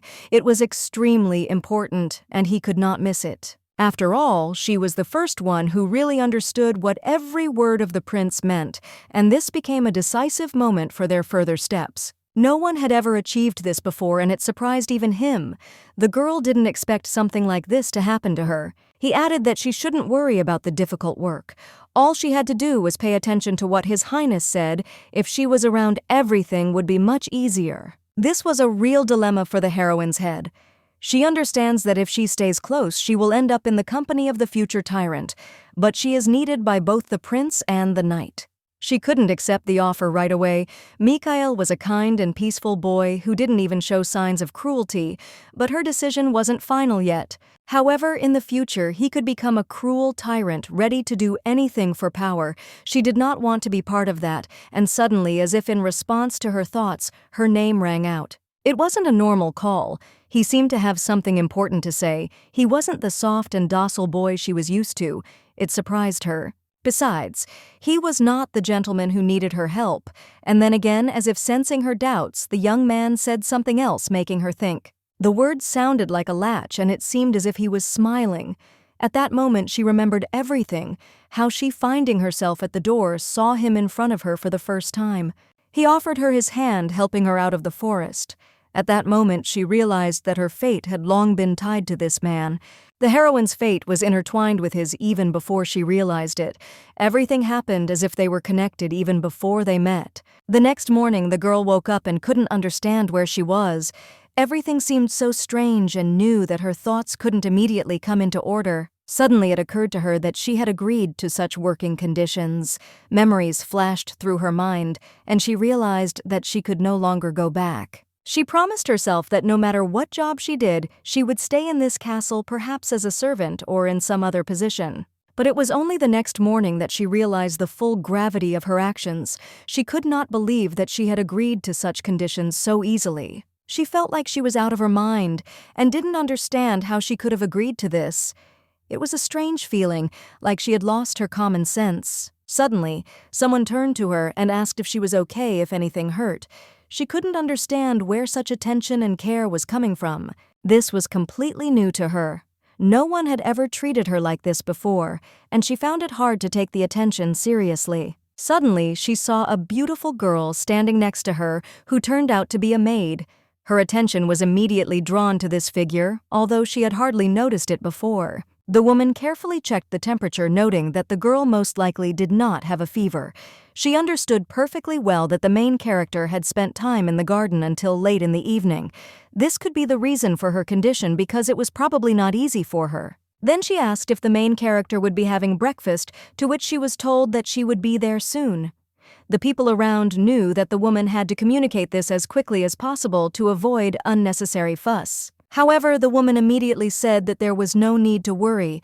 She confidently added that she would bring everything she needed herself and would not force the heroine to do such things. This should have been comfortable for her. The main character felt that Sir Jorge was not going to force her to perform the duties of an ordinary servant. Perhaps this was due to the fact that he said that only she could understand the prince, what was his specialty. As she watched everything that was happening, she realized that it would be impossible to refuse his offers or requests.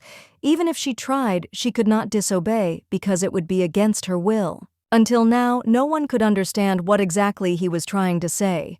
Nikolai remained a mystery to everyone, and his words made no sense. It was obvious that he was hiding many secrets. Nicholas was a relative of the emperor who was raised as a puppet. His parents had long since passed away, leaving him in the hands of those who decided his fate, which led to his current state. The emperor had never been interested in little Mikhail's life. Since childhood, he had never met a person who could understand him, and his hatred only grew with each passing day. The only person he could trust with his thoughts was his faithful assistant. Now the girl began to understand why the guy went crazy after his death. In any case, the girl was officially employed as a servant in the prince's palace. This allowed her to get a job that was more profitable than working in the baron's house. Here she could earn much more than in the baron's house. Mikhail, moreover, began to speak much earlier than could have been expected, and after the coronation he began to speak even better. There were only a few years left to hold out. It was unlikely that the prince would continue to speak so badly for long, another 4 or 5 years at most, and he would improve. She decided that she would save her salary.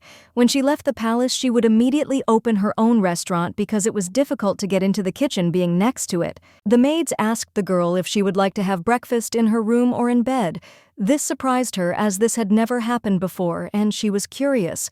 The maid suggested that the girl eat in bed since it would be much more comfortable and pleasant than sitting at the table. She is sure that this is the best solution.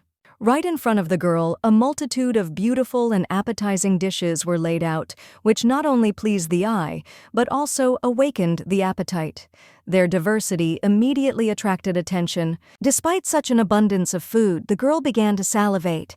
She couldn't help but admire how delicious everything looked, but it was hard to resist. The girl noticed that the cooks most likely did not know her preferences, so they decided to cook everything.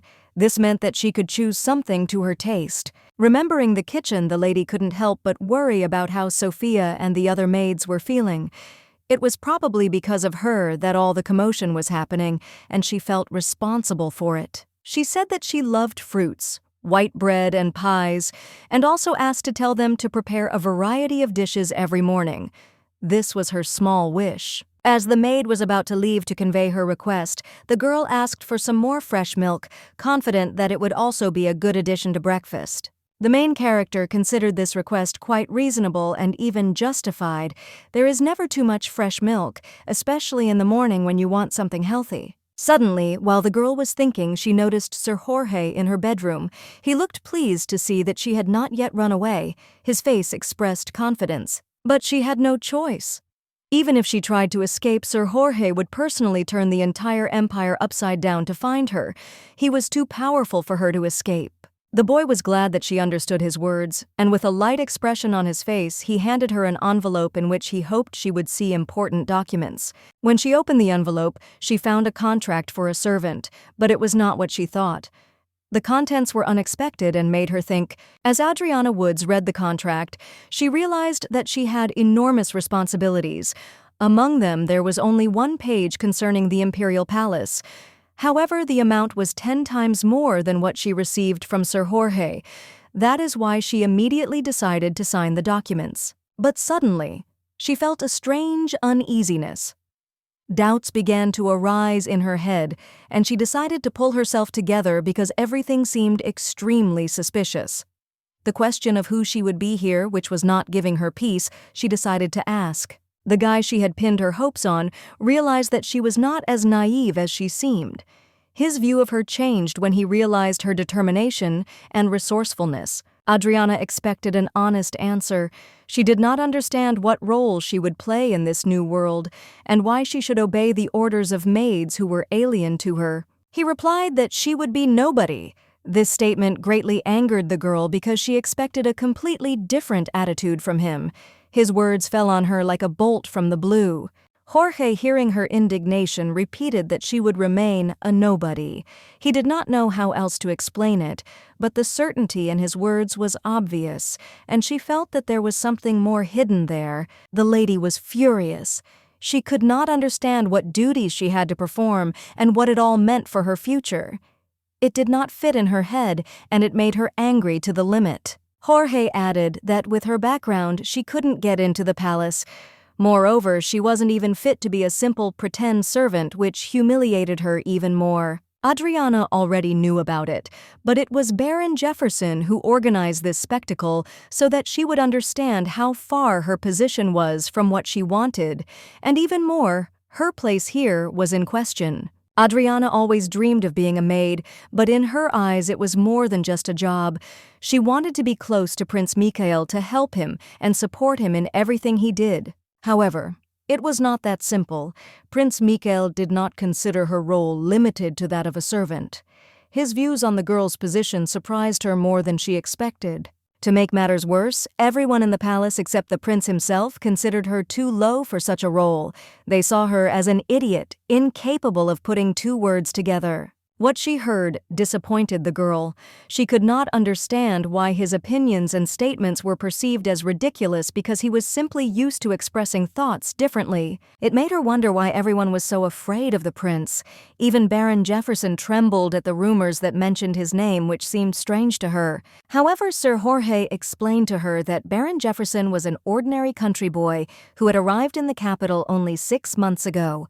His words could not be authoritative. It was not customary to speak out loud about the fact that no one could fully understand Prince Mikhail. It concerned the reputation of the imperial family, and such discussions could cause harm. People only knew that the prince was not very smart, which was always the subject of rumors. At this time, Adriana began to understand how difficult it was for him in this world. Apparently, the emperor was very worried about the rumors concerning the prince. He tried to hide the fact that Mikhail was not thinking clearly, but everyone understood that these conversations had already become public. Later, when Mikhail ascends to the throne, there will be no difficulty due to the fact that as a child he could not express his thoughts properly. Adriana realized that her purpose is her life's mission. From now on, her task is to convey to everyone that Emperor Mikhail is actually very smart. After all, only she could do it. A task of such magnitude should not be entrusted to anyone, not even a maid, because she had to be that link. So she will decide to remain unnoticed. She will become just a worker who came here from Sir Jefferson's house, and her role will remain modest. If she understood everything Jorge asked her to sign the necessary papers, this was an important step in the further process that would determine her future fate. But the lady objected, saying that in the palace there were not only servants but also ladies-in-waiting as well as ordinary workers, and her position should be higher. The legend Sir Jefferson had concocted might have enabled her to become a servant, but it was clearly not enough to be a lady-in-waiting. Besides, to work in the palace, she had to wait until she came of age, and she knew there was still a lot of time left until that moment. However, there were other ways Jorge even considered making her the emperor's bride, which would have opened up new prospects for her. Adriana could not understand why her brother could not marry before he ascended the throne. This rule remained a mystery to her, defying explanation. Then Sir Jorge explained to her that such young couples often died very early. It had become a common situation, and almost always this was how events unfolded in their world. Adriana began to realize that Sir Jorge was not a good man. Despite his explanations, he had merely suggested this idea, although he felt that others would perceive it as cruelty. Jorge immediately realized that this was the right decision, because a bride who can transform the prince becomes an important figure. However, her life will now be mainly connected with the palace. The habit of communicating with the crown prince gradually influenced Adriana. She began to subconsciously adopt his manner of speech and expression, which was a natural process for her.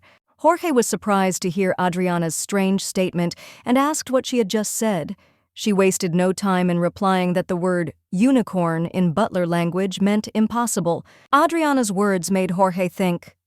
The guy realized that there were many hidden meanings in their communication that had just become obvious to him, and he felt a new depth. He tried to object, but he didn't have time to finish. It was on this day that Sarah Jorge swore to give his life to protect her. She begged to become Prince Kelly's bride, but had to stop him. She put on a luxurious dress that amazed everyone with its beauty. In this outfit, she looked simply stunning, but in her soul, it caused conflicting feelings. The problem was that she couldn't get used to such clothes. Her poor lifestyle didn't allow her to wear such clothes, and she felt uncomfortable in this splendor. The assistant immediately ran up to her, noticing her confusion. She asked if everything was okay and added that it would be better to call the maid to help hold the skirt in the right position. Adriana calmly replied that nothing terrible had happened. After all, in her opinion, there was no one around, and it didn't matter at all, especially since no one was waiting for her here. The assistant asked doubtfully if it was possible to choose something simpler, but the maid replied that Sir Jorge wanted her to dress according to her status and follow strict instructions. The main character could not understand why so much attention was paid to her. She did not understand why she had to explain all her actions so carefully, because she had no intention of violating the order. Adriana thought for a long time and finally realized that her profession was a translator. Although she still could not express herself clearly, she understood that she had to study and master new skills. Despite the fact that she was uncomfortable, the girl had to get used to her new life. The maid, noticing her confusion, asked if she should bring her some of the dessert. Adriana agreed to the offer. She was a little nervous because she had to share her thoughts and experiences with other people. She was not sure how she would cope with it. Sir Jorge suddenly appeared and asked if everything was ready. His calmness somewhat reassured the girl, and she answered in the affirmative. Then they headed into the corridor. On the way, she asked Sir Jorge if he could personally translate for people like her, but he did not understand what she was talking about. She noticed his confusion but did not continue the conversation. She explained that without him, his charges were left unprotected. He was the only one who could provide security when they arrived together, and she feared for their safety. The girl said that the prince was now in danger. Hearing these words, Sir Jorge confidently replied that no one would dare to harm the young heir. Adriana didn't understand why everything was so strange. Then Sir Jorge explained that if anyone dared to threaten the prince, the one found guilty could be appointed as a replacement. Sir Jorge said that such a threat would have serious consequences. If someone decided to harm the prince, the consequences would be so serious that it would not go unpunished. If Prince L had been killed without the emperor's order, someone would have had to take his place. However, anyone who claimed this role would have been eliminated immediately. In the eyes of others, L looked like a carefree and foolish man who was unlikely to ever become an emperor. Therefore, they were not particularly worried about his fate. It would be much more profitable to leave him alone, but if the lady works decently, then perhaps something will change in his position and the situation will become different. Then the girl began to worry because she realized that perhaps she shouldn't even work well. She could only translate the prince's words for Sir Jorge, but he explained that from the moment the girl appeared, Prince Michael had been under threat and now his life was at greater risk. However, he could not abandon him. The question that remained in the main character's mind was simple. Why can't he leave the prince? It was unclear, but the answer was never given. More questions appeared in her head. Of course, it was a pity that the prince was treated like a fool, but on the other hand, it would have been better if he had simply fled the threat of death before he was ready for it. He didn't seem to give a clear answer to her questions, and after she heard his words, there was even more uncertainty. He only asked her to follow him and be quiet. Prince Mikhail probably has something in mind already. He has always been like that, and if it is true, he will be glad because he does not like to do anything boring or obligatory. The girl was very surprised. The prince's schedule should have included lessons, and she did not expect that he was already planning something. This added anxiety to her thoughts. However, this did not seem important to Jorge. He was willing to ignore such details, considering them unimportant compared to more important matters that required attention. He advised the girl not to worry. She should not expect the prince to inform her of his schedule every day or to adjust to her demands. But after his words, Adriana couldn't understand how she would be able to find him if any need arose. She didn't know how to act in such a situation. The knight suddenly asked her about time. He wondered if she thought that time was wasted only on talking and silence, or if it should be used more effectively. If you think about it, it was like being awake, not sleeping. She had to adjust to the prince's schedule, so she would always be ready to help at a moment's notice. Now the girl understood what they were talking about. Jorge wanted her to be there all the time, to keep an eye on everything, not missing a single detail, ready to intervene at any moment. Jorge also answered her question about why he couldn't leave the prince. He explained that Mikhail was upset. No one understood him. He cried at night, hiding his feelings. What she heard shocked the girl greatly. She realized that the boy she met had a deep moral trauma. It was clear from his behavior and facial expression. Now before her was the future tyrant, the man who would walk through seas of blood executing many people, and it was he who on these nights quietly cried into his pillow. She decided to try with all her might to change his fate. After all, only she could be his voice, help him become better, and avoid a terrible fate. She made a promise to herself to change the world. She vowed that she would do everything in her power to make Mickey's life and her own life far better than they could have been. Suddenly, she was invited into the hall and she became a little worried. Expecting something important, she headed to the place where the one who could change her life was waiting for her. It was the strict teacher, Professor Schuber. She immediately asked if this was Adriana Woods, and the girl felt her heart skip a beat. She was told that there would be 2 people present at the lesson, and this surprised the girl very much. She had never studied at the academy and had not prepared for classes, but she knew how to read. Once in the classroom, Adriana realized that she would be studying with Mikhail. This was unexpected for her because she did not expect her life to change so quickly. The young lady was shocked by what was happening. Professor Schuber was not going to waste time on her getting used to it. She sternly warned that if Adriana did not listen to the lesson, she would ask her to leave. The girl had no choice, although she was well aware that this would happen. Therefore, she had to try to minimize her mistakes so as not to arouse suspicion. Suddenly, the Crown Prince turned to Adriana. It seemed he wanted to say something, but at the moment of his gesture, the girl felt a slight anxiety and anticipation. Suddenly, the prince said the word slippers. It was a sign that he was asking her to relax and not worry so much, which seemed sweet and unusual for him. The gesture meant that the prince wanted her not to worry, and although it was strange, Adriana hoped that her presence could influence his character. Meanwhile, the professor explained that they would have textbooks in front of them that they would have to write themselves.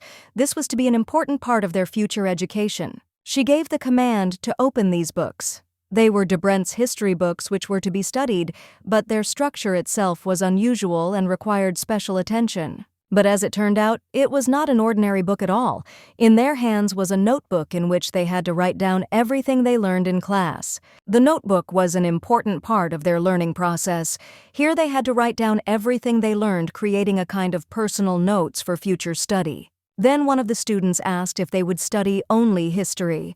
The professor replied that of course there would be many subjects and everyone would make their own contribution. Although the teaching was supposed to be varied, it so happened that the professor agreed to teach them history, politics, and mathematics, considering these topics to be the main ones. 3 subjects were enough to start with, and Adriana knew she had a lot of work ahead of her, but she was ready to overcome any difficulties on the path to knowledge.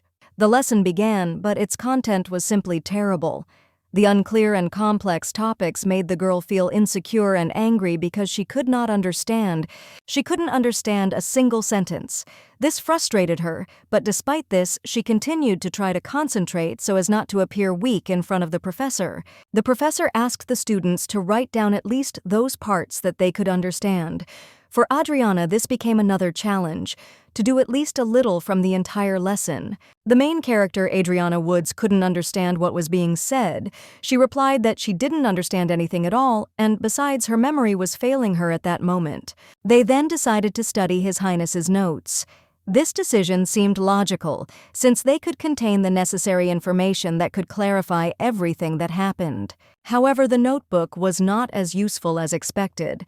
This greatly disappointed the professor of the academy, who could not believe that his subjects were being taken so superficially. The professor suggested that perhaps they were simply not used to taking notes.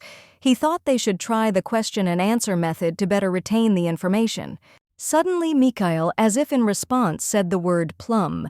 This was his special confirmation because His Highness had always loved this fruit, and this was a kind of approval. This was a real relief for the professor. He was delighted and suggested continuing the lessons.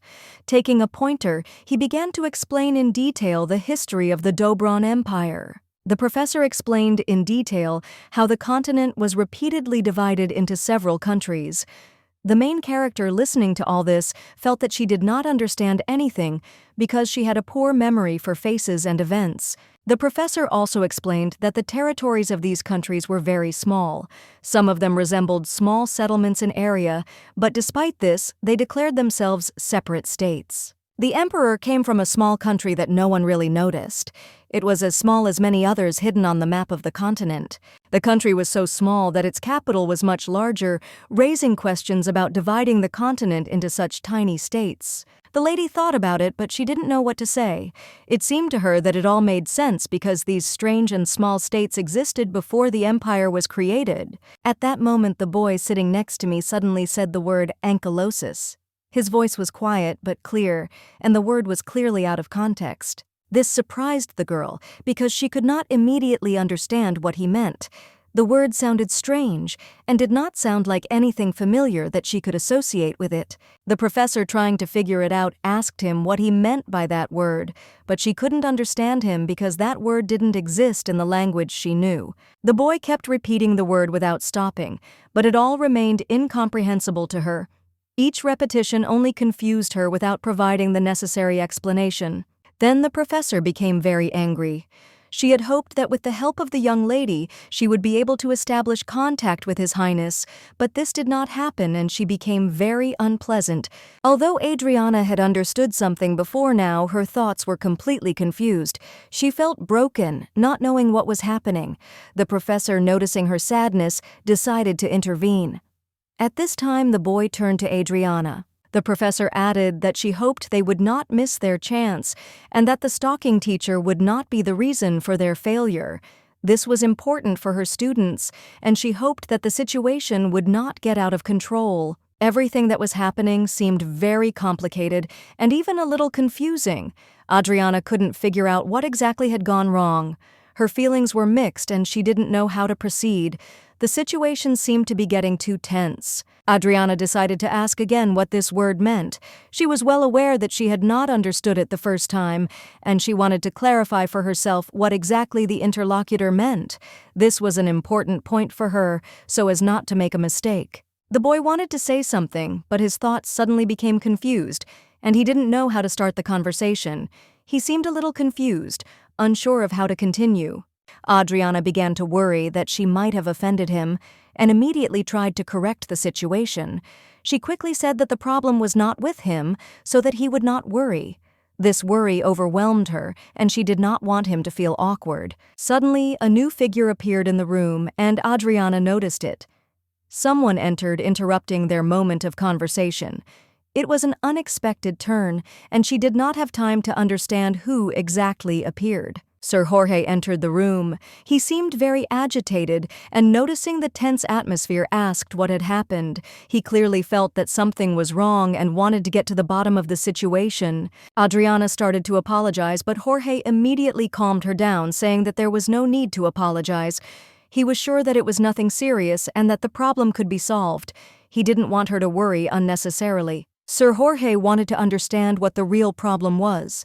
He suggested that perhaps Adriana had simply lost the ability to do something, and that could be the cause of her condition. She replied that she had no powers. The prince had only said "Ankelo you," and she had no idea what that meant.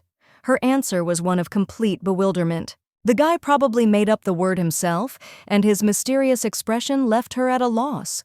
It was unlikely that she had ever heard anything like it. Greatly surprised by her answer, the prince asked her if she knew the meaning of the word. He clearly expected a different understanding, but her answer only confirmed her ignorance. The young lady calmly replied that she had never heard that word before, and it was clear from her face that she did not understand what was being talked about. Jorge's mind finally clicked, and he began to pay closer attention to her answers. He might realize that something was wrong with what he was hearing. He decided to ask her if she had ever been to a zoo, to which she replied that she had not. This only fueled his curiosity, and he continued asking questions. She had heard about the zoo in the capital, but she thought it was too expensive to get there, and she didn't have the time. But the idea itself still attracted her attention. Jorge explained that the ankylos was an overseas animal that did not exist in the empire. He was surprised to see that she did not know this, which seemed logical. It wouldn't be surprising for her not to know about this animal, but how could the prince know about it? However, the knight had an answer to this question, and he was ready to voice it. They will stay in the palace for about a month, after which they will be sent back to the zoo. This decision was made not without the participation of the prince, who was very interested. He remembered how much this had interested His Highness. His attention had been drawn to this unusual animal, and he had long wanted to know more about it. It was difficult for the girl to understand because she could not imagine how different their worlds were. What was familiar to him, she could barely comprehend. The difference in their situations was too great, and if it was not reduced, such situations could be repeated. She needed to continue her training. If she does not take these steps, her level of assistance will remain too low. Her abilities and knowledge will be limited, which will prevent her from effectively coping with difficulties. Then Sir Jorge took out his notebook. Even though the drawings weren't the most accurate, at least some of the features were on the paper which allowed one to understand something. He explained that this was the very animal the young prince had spoken of. In reality, its coloring was much brighter and its mouth more frightening than the drawing showed. Having carefully studied the picture, the girl understood what animal was being discussed. Everything fell into place in her head, and now she could understand what was hidden behind the words. The professor asking the question was talking about the many small states that had existed before. This made the girl think, and she tried to remember why it was so. If you look at the back of an ankylosaurus, you will notice many bulges. These features resemble mountain ranges which add massiveness and unusualness to the animal. Tamed was rich in varied landscapes. Although the city was quite large, the nature of its surroundings was mountainous, where the girl grew up accustomed to such landscapes. Sir Jorge agreed with the girl. He admitted that she was right. Before the roads were built to transport goods between countries, nothing was organized. From this, Sir Jorge knew that this was what she meant. He realized that her words reflected the exact state of affairs, and that this was what she had been thinking about. In the empire, the territory varied greatly, depending on the region, so there used to be many small states. This explained a lot, and Sir Jorge understood the need for an apology. She replied that she apologized for her failures in fulfilling her duties, but this greatly surprised the knight. He knew that she was doing everything in her power, and she should not make excuses. Jorge asked her to stop talking nonsense. He saw how hard she was trying and thought she was doing a great job, but the girl thought otherwise because she had missed class. The girl believed that all this happened because of her.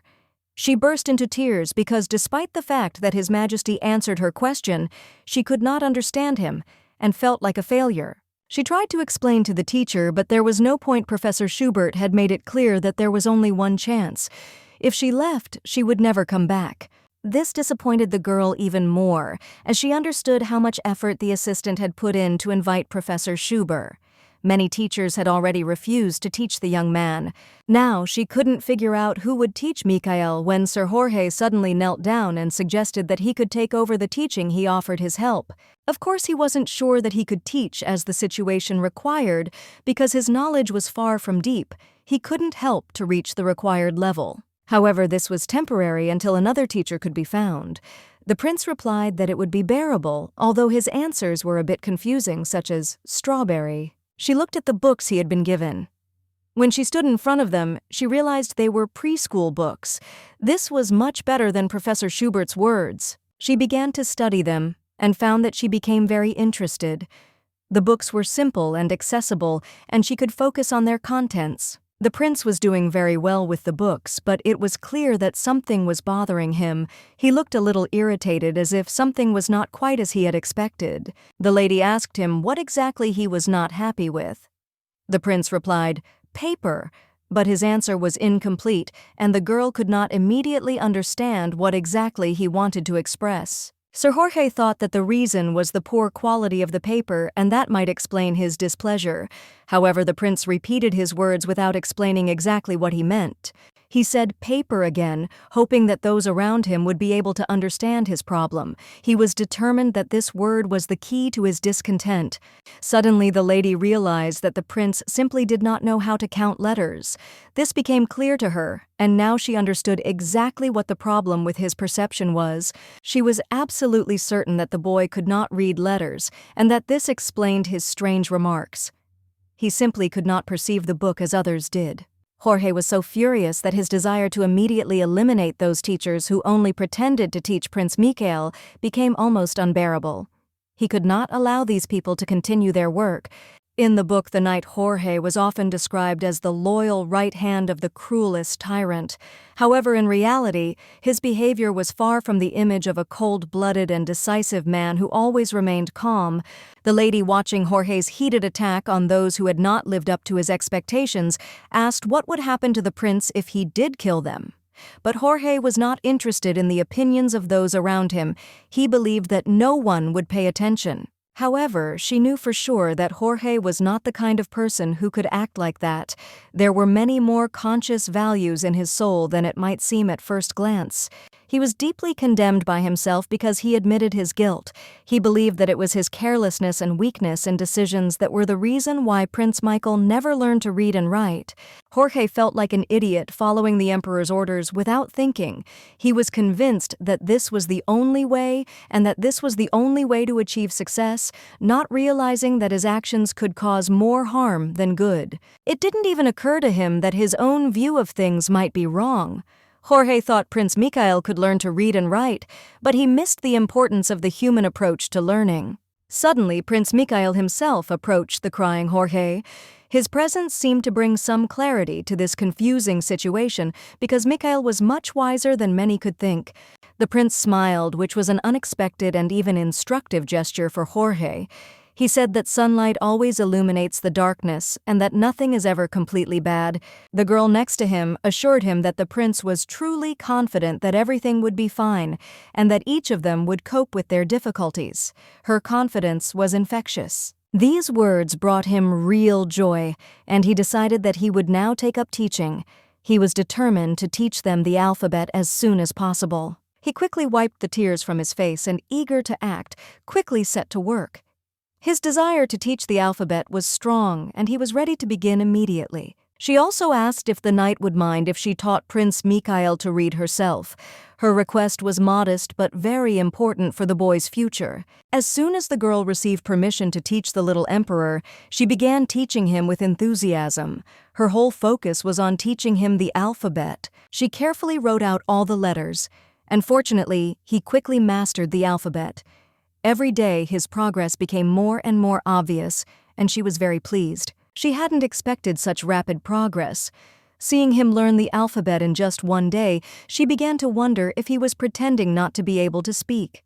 And so after some time, he had already written his first essay. In it, he talked about how he ate a plum, and despite the simplicity of the topic, his thoughts were sincere. It didn't matter what he said next. The main character even asked him to rewrite the sentence, and the result remained the same. However, she understood his intention.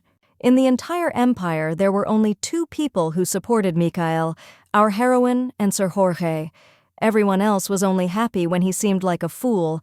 However, the heroine was sure that in a few years, Mikhail would learn to speak like a normal person. She knew that if she continued to support him, it would probably speed up the process. She also announced that classes were over for the day because they had worked so hard. The heroine noted that she would talk to Aram Jorge to invite another teacher. After all, she couldn't teach him everything, since she didn't know enough for that. It was clear from his expression that this news did not make him very happy. He became very sad, but the girl confidently added that she would be present at all classes and he should not worry. The boy, despite his sadness, asked her to swear on her name. With a smile on her face, she gave the oath, assuring that everything would be as they had agreed. To seal their pact, he suggested shaking hands, pinky-fingered. It was a gesture that symbolized their agreement and trust in each other. They completed all the agreements, but there was one important duty left for the heroine. She had to stay with the boy while he was awake and take care of him. Adriana Woods signed a contract with Sir Jorge, and this decision opened new horizons for her. She understood that this was a step that would change her life. Hearing this, the boy who was nearby was very happy. His face lit up with joy, and he felt relief fill his heart. The next moment, he ran up and hugged the girl. He missed her presence very much, and he really enjoyed her company, feeling safe with her. His embrace was so tight that Adriana couldn't even breathe. The boy, as if not noticing her excitement, continued to hold her in his arms. He wanted her to be with him always close by. However, the girl warned him that this was probably impossible, since she did not know how long people could be close. The young man, despite his youth, suggested an unusual way to be together. In a coffin.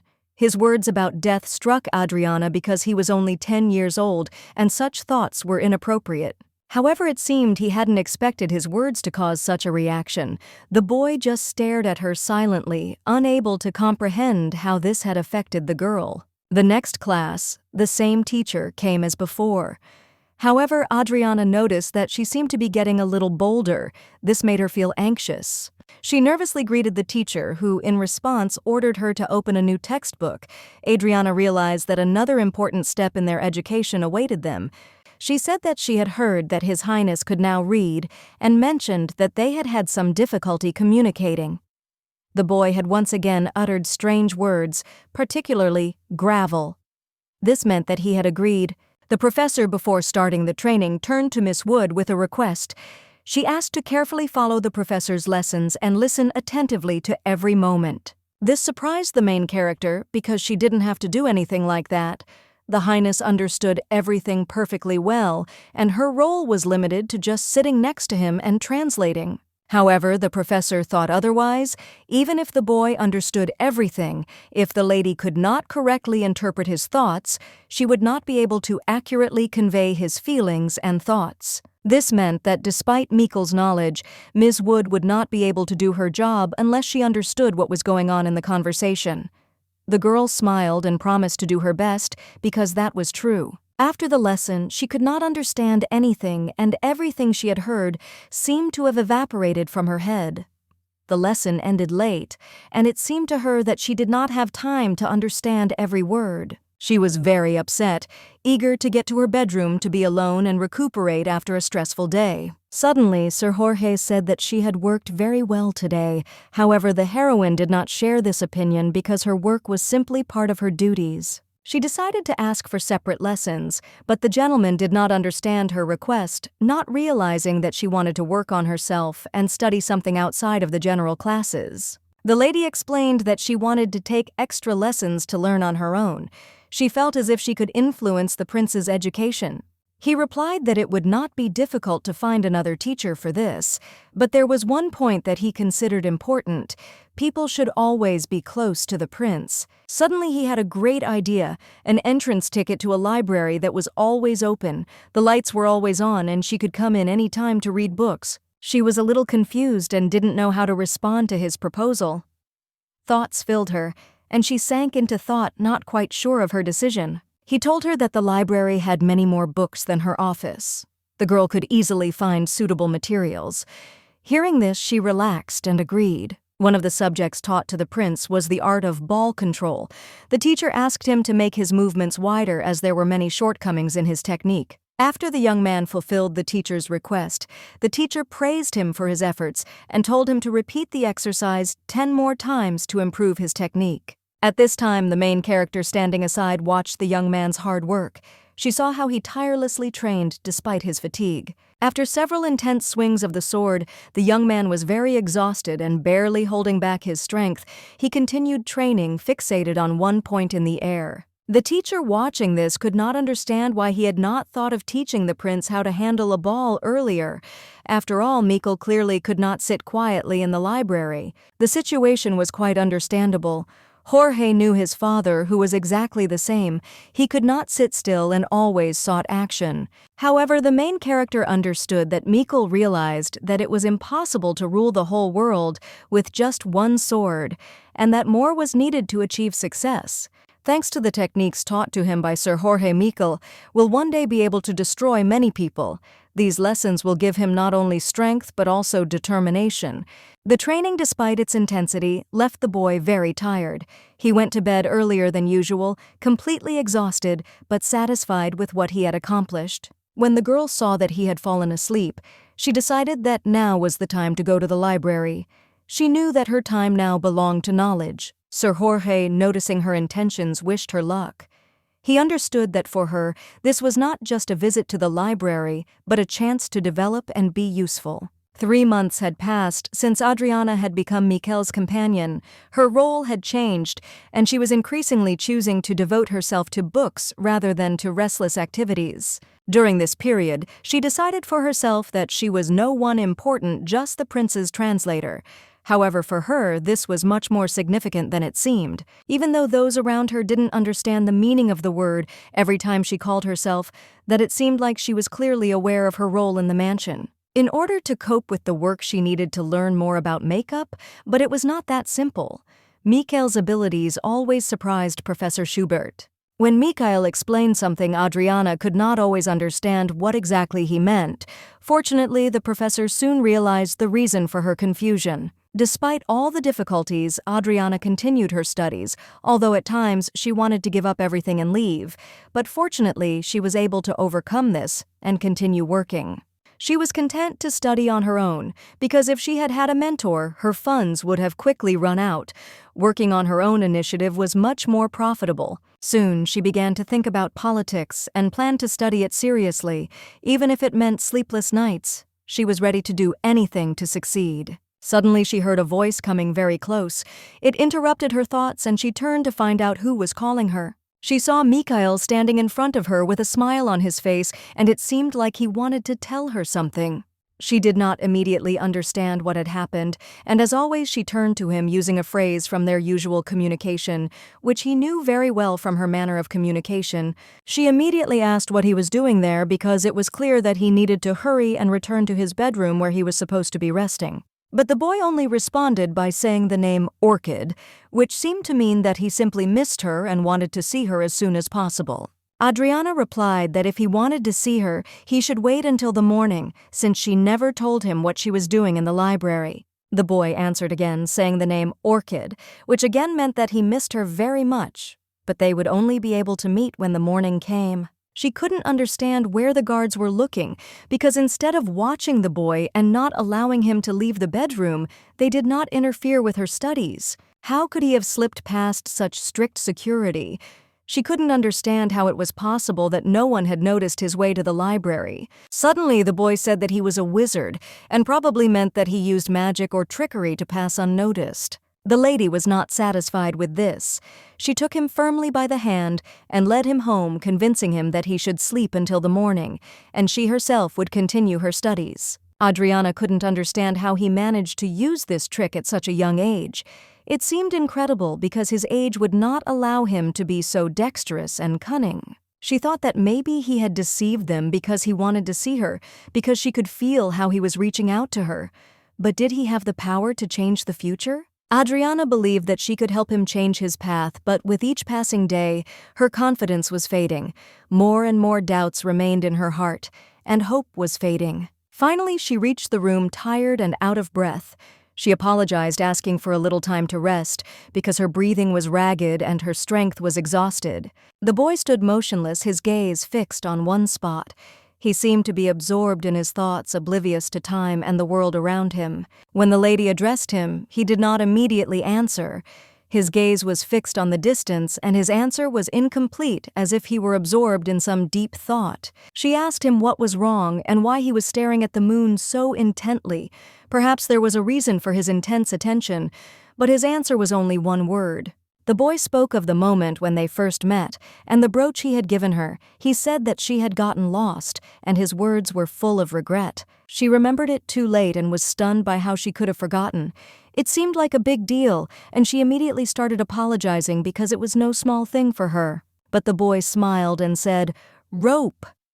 She didn't understand what that had to do with the future, but something in his words made her think about the difference it would make. She smiled back and realized that she just needed to be near him.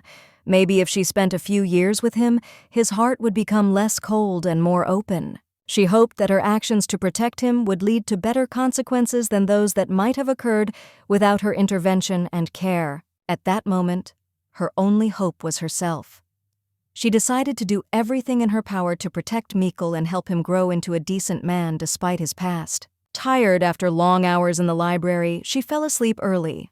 She spent the entire day studying books, hoping to find answers to the questions that tormented her. Suddenly, a maid ran into the room and began to wake her up hastily. The girl was puzzled, not understanding what had happened and why she had been woken up so early. The maid told him that Mikhail had finally received an invitation to a ball that would take place in the Imperial Palace. This was an important event that changed many things. Confused, she learned that Mikhail had never been to an imperial ball before. She asked when it would take place, and the maid replied that it would be in 10 days. The woman clarified that they still had time to prepare. The ball, as it turned out, was an important event, and they had several days to complete all the necessary work. This meant that she would have to be a floor translator again, which made her life even more difficult.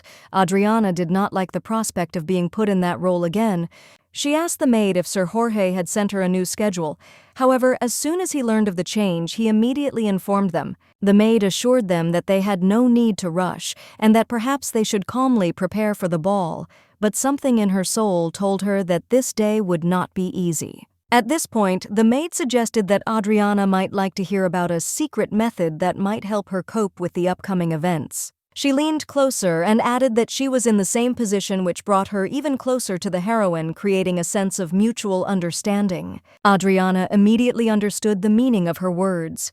If she maintains the same positive attitude, it will become even more difficult for her. For her simplicity and accessibility, she was loved in the house. Adriana smiled and replied that she liked Ashley very much too. The maid was sincere and simple, and this added warmth to the atmosphere of their communication. A few minutes later, a pleased Sir Jorge knocked on the door, his face beaming with joy. He asked if the girl had heard the latest news. Adriana smiled and replied that she already knew everything. She was aware of the latest events, and it made her happy that she had managed to find out in time. Jorge was delighted with the news. He was happy, and it was all thanks to Adriana, her actions and determination. The main character felt a slight anxiety, but Sir Jorge calmly told her that all worries should be left to the adults and to focus on herself and the prince. Despite Jorge's words, Adriana was still worried. The prince didn't seem happy about what was happening.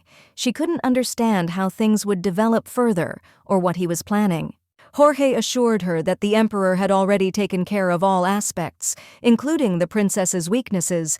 He added that it would soon be officially announced and everyone would know the truth. Adriana was very scared, after which she asked Sir Jorge not to joke about this anymore.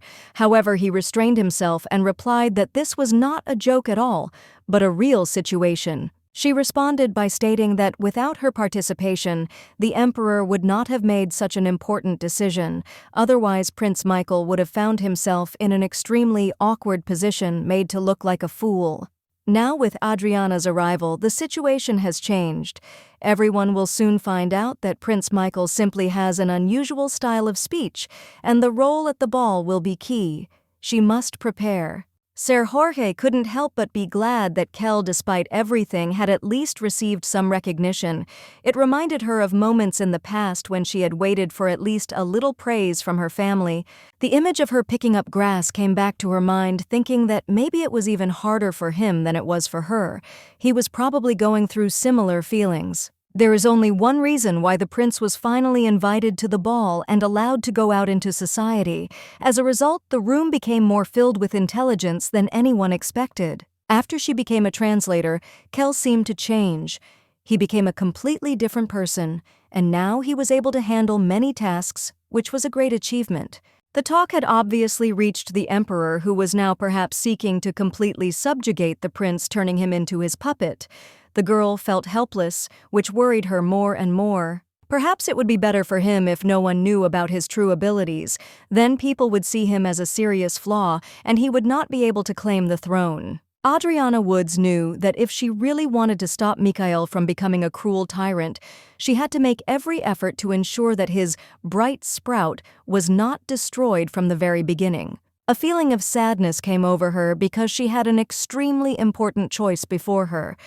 She understood that now all her strength must be directed to helping Mikhail successfully go through this path. Madame Flores, the dance teacher, took charge of preparing the girl for the ball.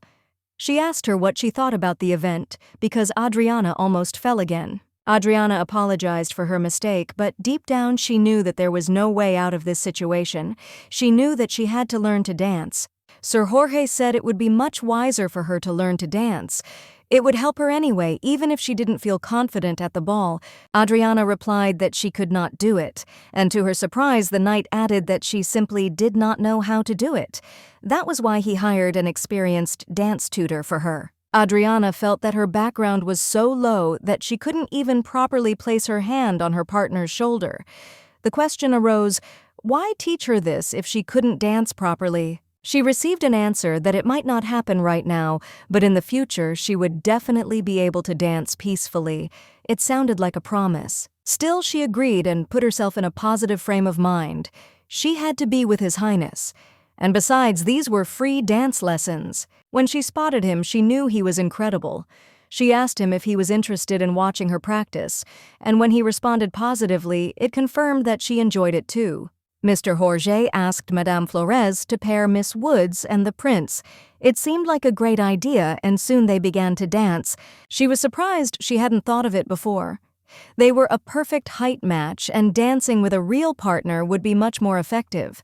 Plus, dancing with a real partner could improve their skills significantly rather than constantly pretending to be partners, which would be less productive. However, she didn't quite understand why it was necessary. But Jorge added that it was necessary for Prince Michael, which added seriousness to everything. The emperor announced that he would introduce the prince's partner at the ball. Most likely it would be some young lady of his age, so she should prepare to dance with the prince. Adriana Woods had convinced herself many times that she shouldn't give in to that naive and angelic look of the boy. However, finding herself in an unpleasant situation again, she realized that all this would not lead to anything good. The boy who had barely smiled before was now beaming like never before. Adriana knew that these thoughts and reflections were of no use, and that she should just act. She decided not to waste time worrying and got down to business. To the gentle sound of the piano, she began to teach the boy to dance. However, everything did not go according to plan. She constantly stepped on his feet and apologized every time. Adriana couldn't even count how many times she stepped on his feet in half an hour. It happened so often that she didn't have time to react, and her anxiety grew. She couldn't help but ask him if his legs were okay. Adriana was worried that they might swell from such constant blows, and it would end in pain for the boy. She was worried that the boy might get upset and stop dancing, but he only quietly said one word, "Tree." This answer reassured her. He did not feel pain and wanted to continue his lessons. However, when Jorge, as always, intervened and asked what was going on, Adriana, deciding not to worry him, lied. She said that the boy was in pain and did not want to continue dancing. But Sir Jorge immediately sensed the lie and asked her if she wanted to terminate the contract. His questions were direct, and his gaze was persistent like that of an experienced man. At that moment, she realized that she had no choice but to learn to dance. So she explained that the tree meant that it didn't hurt when someone stepped on it. Even Mr. Jorge began to understand the boy's language because the word strawberry meant that the lady had answered correctly. With each of his gestures, it became clear he knew a lot, and despite a few failed attempts, she seemed to have learned to dance a little. It was a difficult test, but she became more confident with each step. But then a second later, she stepped on the boy's foot again. The feeling of discomfort returned, but she did not give up hoping that everything would work out next time. She admitted that she could not continue because she did not want to leave bruises on the prince's legs. This worried her because she already felt responsible for his well-being. But there was no damage to the prince's body, and even the dance teacher noticed it. She added that Miss Woods should not worry because the woolen shoes would protect the prince. Sir Jorge said that if it bothered her so much, she should learn to dance as soon as possible so as not to harm His Highness and not to bother him any more. This broke her even more because she had planned to run away from this assignment. However, now it seemed to her that there was no escape from it, and she had to complete it. After going through such a difficult experience, she still decided that it was worth going to the library. However, at the last moment, she changed her mind and did not go.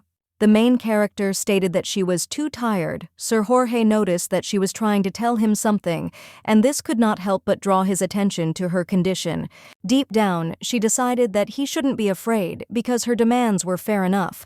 It was a feeling that gave her confidence in her actions. She dreamed of getting back the lion brooch that had been taken from her.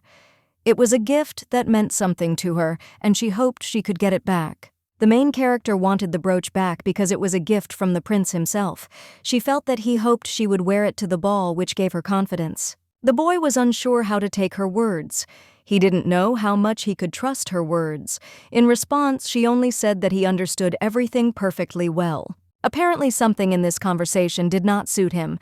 The girl noticed this and was very worried. Her face betrayed her anxiety because his mood had clearly worsened. He asked her if she knew what the request was. She explained that it was a very valuable brooch worth a fortune, and that she would never have earned it in her entire life. The brooch, she said, was the last symbol of the imperial family that belonged to His Highness before he became crown prince. It was that important. Jorge said that he got it after his father died. He noted that if a girl showed up in the capital with this brooch and said that she was from the imperial family, she would be believed. Hearing this, the girl was stunned. How could such a valuable thing end up in her possession? Perhaps the prince did not know its value when he gave it to her, but now he probably guesses. Mr. Jorge remained silent, not understanding what exactly she wanted and why she was asking for her back at that moment. He was puzzled and did not know what to do. He didn't know how to explain his feelings because he was at a loss himself. He couldn't understand what exactly prompted her to ask about this right now. After a few minutes of explanation and storytelling, Mr. Jorge finally understood what was being discussed. He realized that there was another meaning hidden in the request. Walking down the corridor, the lady asked if Mr. Jorge thought that they might do something bad, but in fact he thought of something completely different. He kept wondering why she didn't want to return the brooch. This question haunted him because he felt that there was something more hidden. Jorge seemed certain that Adriana had only just realized the brooch's true value, but if he doubted her intentions, then he didn't think she belonged in this house. But unexpectedly for himself, he answered something that she did not expect at all. He said that she kept the brooch very carefully, and this shocked her. Her face expressed obvious confusion, and then Jorge, noticing this, asked if she had forgotten what had happened in the Baron's house.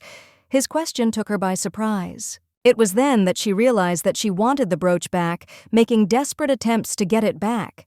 Her intentions became clear. He asked what had changed since then, because he thought the girl would immediately ask for the brooch back.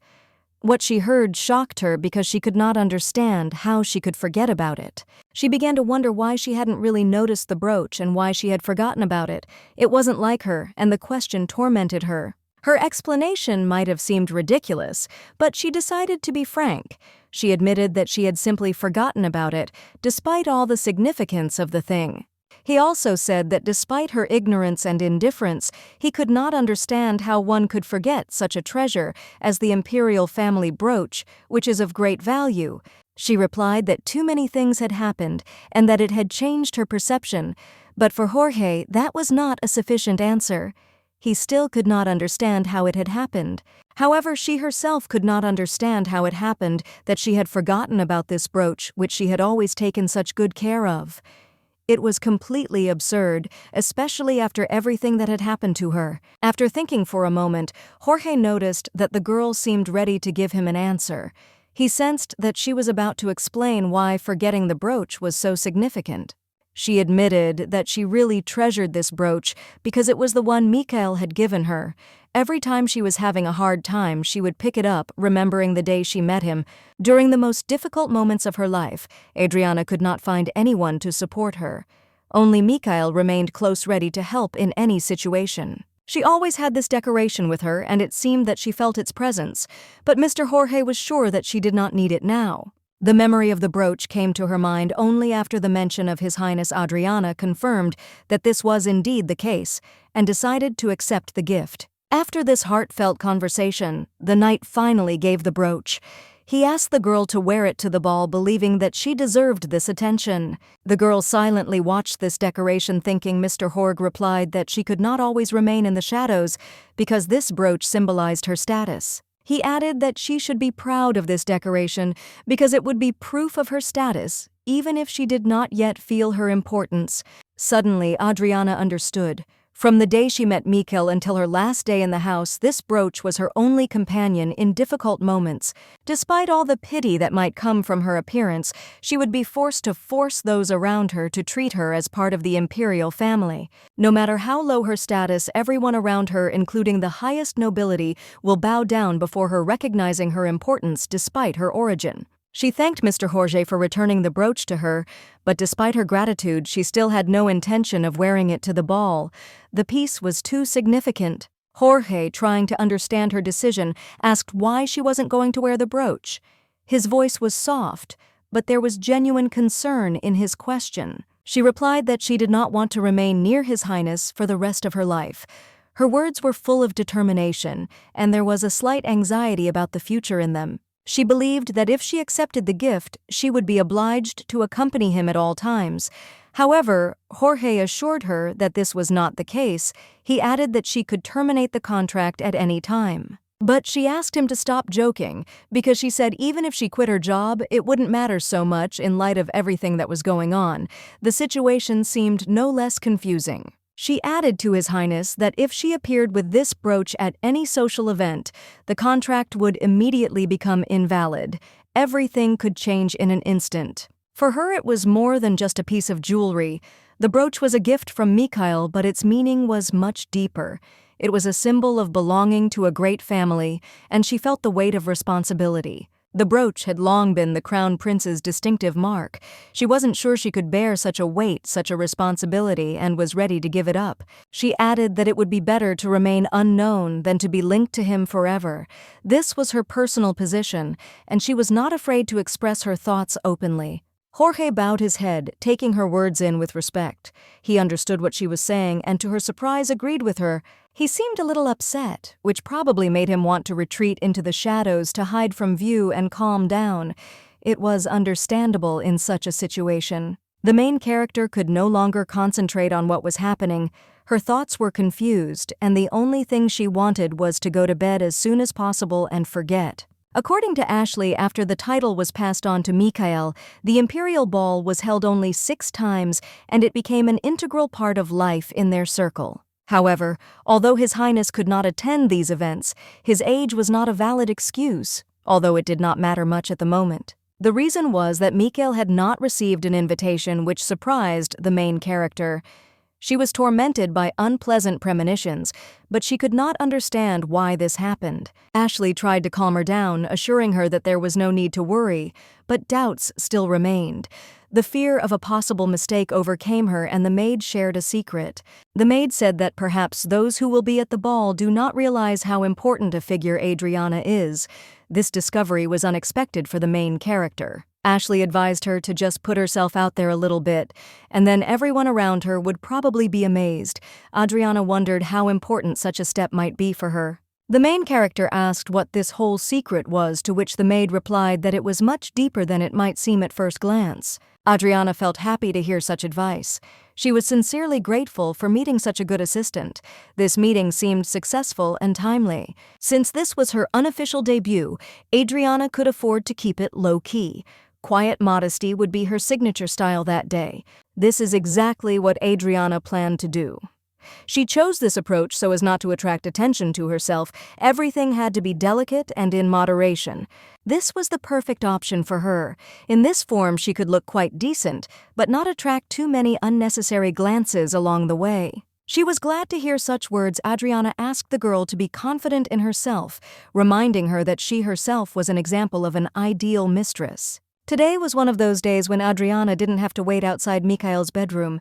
She decided not to waste time and quietly sneak into the ballroom, having prepared herself in advance. At that moment, she decided to approach the prince when he entered the hall. He wanted them to appear together, and Adriana could not refuse him this wish. However, she understood that she should not indulge every whim of the child. Such behavior would be too difficult for her and would interfere with her plans. Adriana was becoming increasingly worried. She just needed to blend in with the crowd, but her thoughts wouldn't let go and she couldn't get rid of the worries that filled her mind. Suddenly, a woman approached Adriana and politely asked her name, since such a young girl could not be here without an older person watching. Her gaze was wary. The woman added that she had been watching Adriana and noticed her pacing back and forth for half an hour.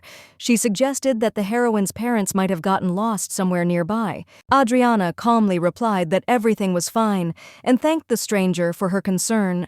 She tried not to create unnecessary problems or attract unnecessary attention. However, the woman spoke again, claiming that if Adriana had come here secretly, she still had time to return.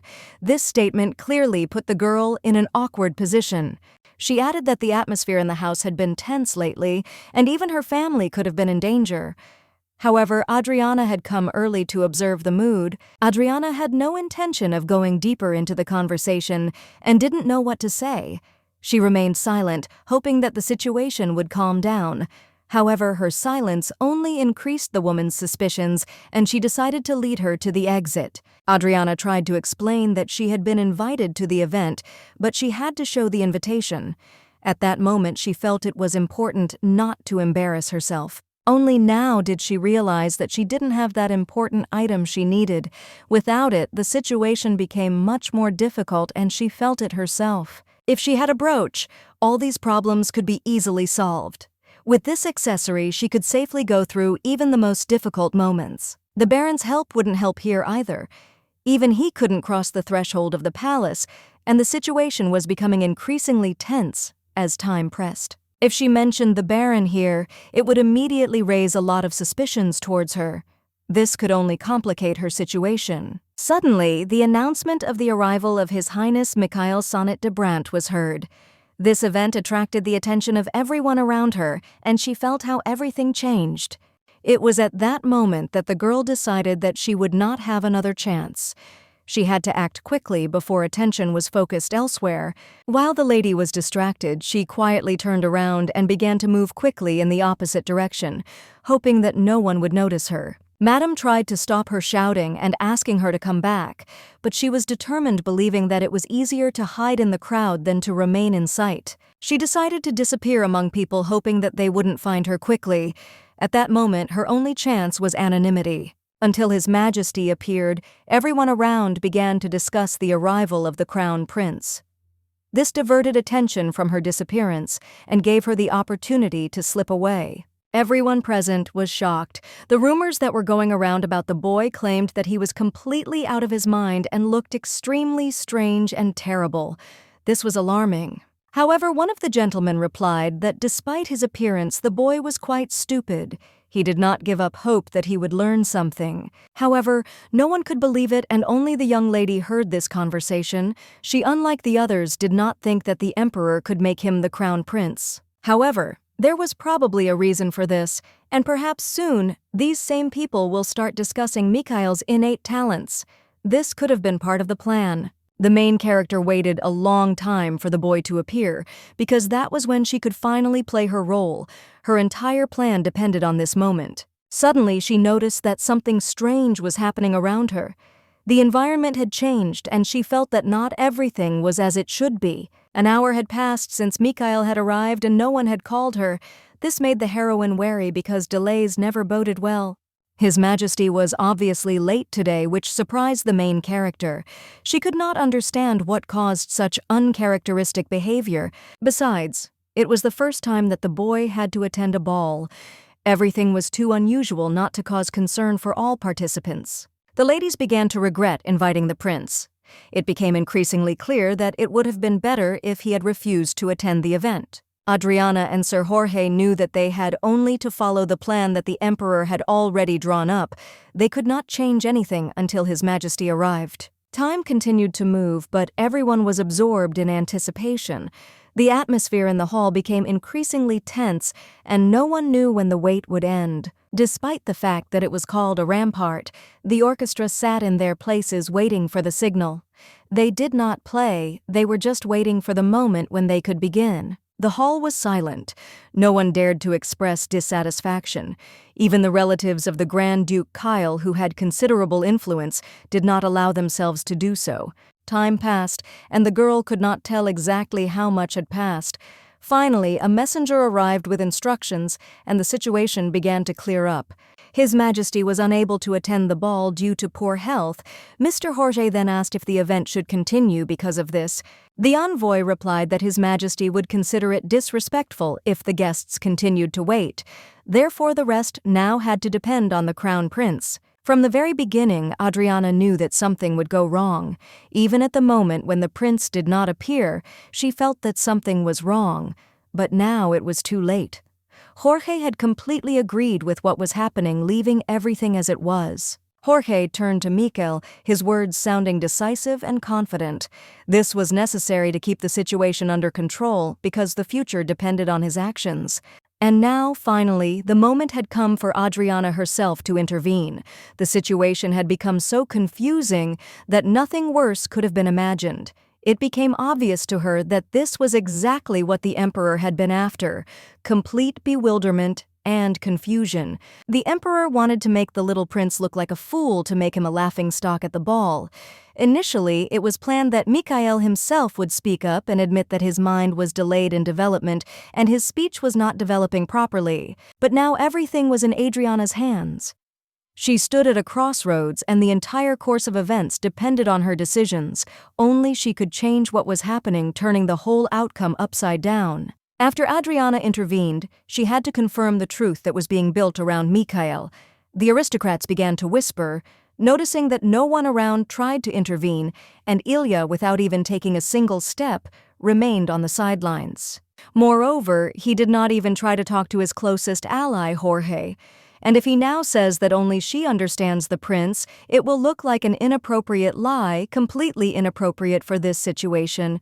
The emperor decided to make Mikhail look like a fool and Sir Jorge look like a fraud. The plan was quite logical, as it would help to get rid of them in the palace and strengthen his power. Suddenly, the heroine realized that the target of this plan was precisely Jorge. The palace had long treated him like a fool, but he was far from what everyone thought. If Jorge is labeled as a fraud blamed for the crown prince being an idiot, his reputation will be ruined. He will lose his job. All this confused her. Perhaps the information about the emperor's plans had already been mentioned in the book, and all this was just a temporary difficulty that needed to be overcome. He couldn't fail. He had to find a way to overcome this crisis, and he would do it, otherwise he would lose everything, including his credibility and his position. At that moment, the messenger informed him that His Majesty had ordered Mikhail to forget all his difficulties.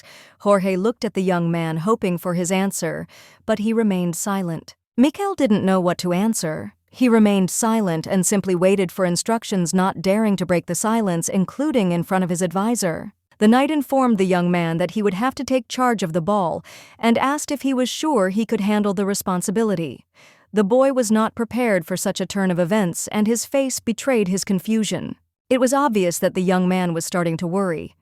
He was clearly nervous, did not know what to do next and how to act. His indecisiveness was obvious, and he did not know how to get out of this situation. Mr. Jorge said that the boy would succeed.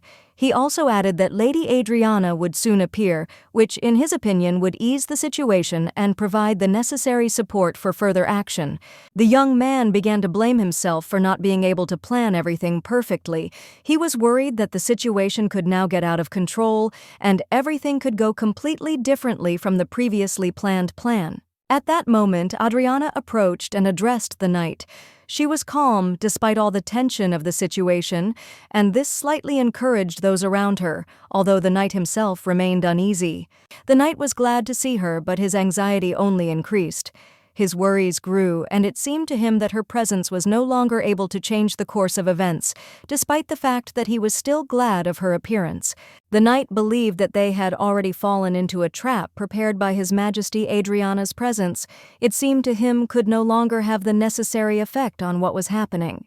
However, despite his pessimism, he did not understand why a feeling of calm appeared on his face with her appearance.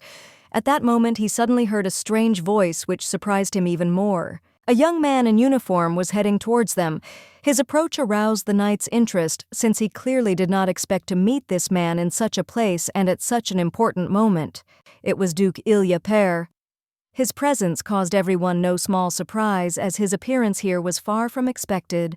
All this only added to the mystery of what was happening. Sir Jorge was very surprised. He had not expected the Duke to be in this place, and he was surprised that such an important person was here right now in the midst of such a tense situation.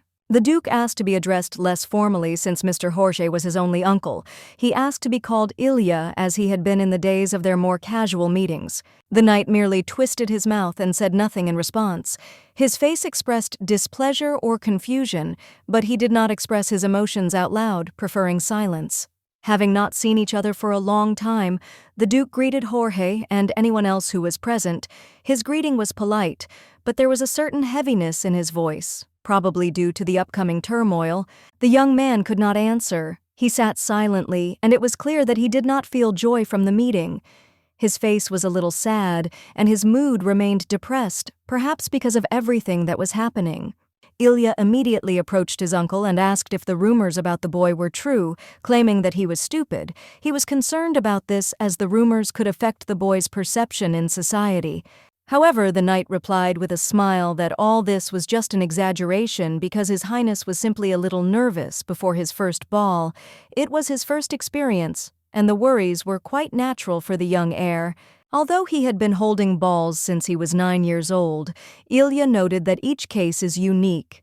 In this case, there are many factors, and the young prince could hardly have mastered all the nuances of such an important event right away. Ilya added that he would try to find a way to help the boy cope with the situation and overcome his fears. He was sure that with support and guidance, the prince would be able to become a worthy heir. Jorge, thinking about this, thought that maybe he had finally broken ties with the family line, but his older brother couldn't let him go so easily. Maybe this whole situation was a setup to bring him back into the family. Even though he was bitten by a snake that ended up dead, Jorge was confident that death would not come so easily. He knew that he had to fight for his place in the world and maintain his dignity despite the difficulties. No one present could have imagined that Sir Jorge the Duke's uncle was actually involved in such a complex and intricate affair. He remained in the shadows, but his influence was far from insignificant. His name was constantly heard in class, which created an unpleasant feeling in the girl. She was already beginning to realize that everything that was happening was connected to his attempts to return Jorge to the ducal family, and she did not like it. Even in her inexperience, the girl began to suspect that all these manipulations and events were planned solely with the aim of returning Jorge to his former position and place in the family hierarchy. Sir Jorge was faced with a difficult choice that could be the only right decision for his survival. His answer would determine not only his fate, but also the fate of those around him at that moment. By refusing the offer, he risked not only losing his reputation but also his life. This choice was too important, and the consequences could be catastrophic for him personally. By accepting the Duke's offer, Sir Jorge would not only be putting his own life at risk, but also Adriana's and even little Michael's. The decision he made was very difficult for everyone. However, despite all the danger, this outcome seemed much better than the death of everyone without exception. Sir Jorge understood that this was the least worst of all possible solutions. Perhaps at some point he felt that the ducal family, no matter how hard they tried, would not be able to overcome this challenge without his help. He believed that his decision would save the situation to some extent. But suddenly, Jorge unexpectedly replied that he did not need this offer at all. This was a complete surprise, especially for the girl who did not expect such a turn of events. She realized that she couldn't persuade him, and she realized that her powers were helpless. In this case, she wanted to say something, but the words stuck in her throat, not knowing how to react to his decision. At this point, Jorge, with a smile on his face, knelt down, which surprised those around him even more. His actions were completely unpredictable and caused confusion among everyone nearby. Everyone present was shocked by this gesture. It was absolutely not what they expected from him in such a tense situation. The surprise did not leave them.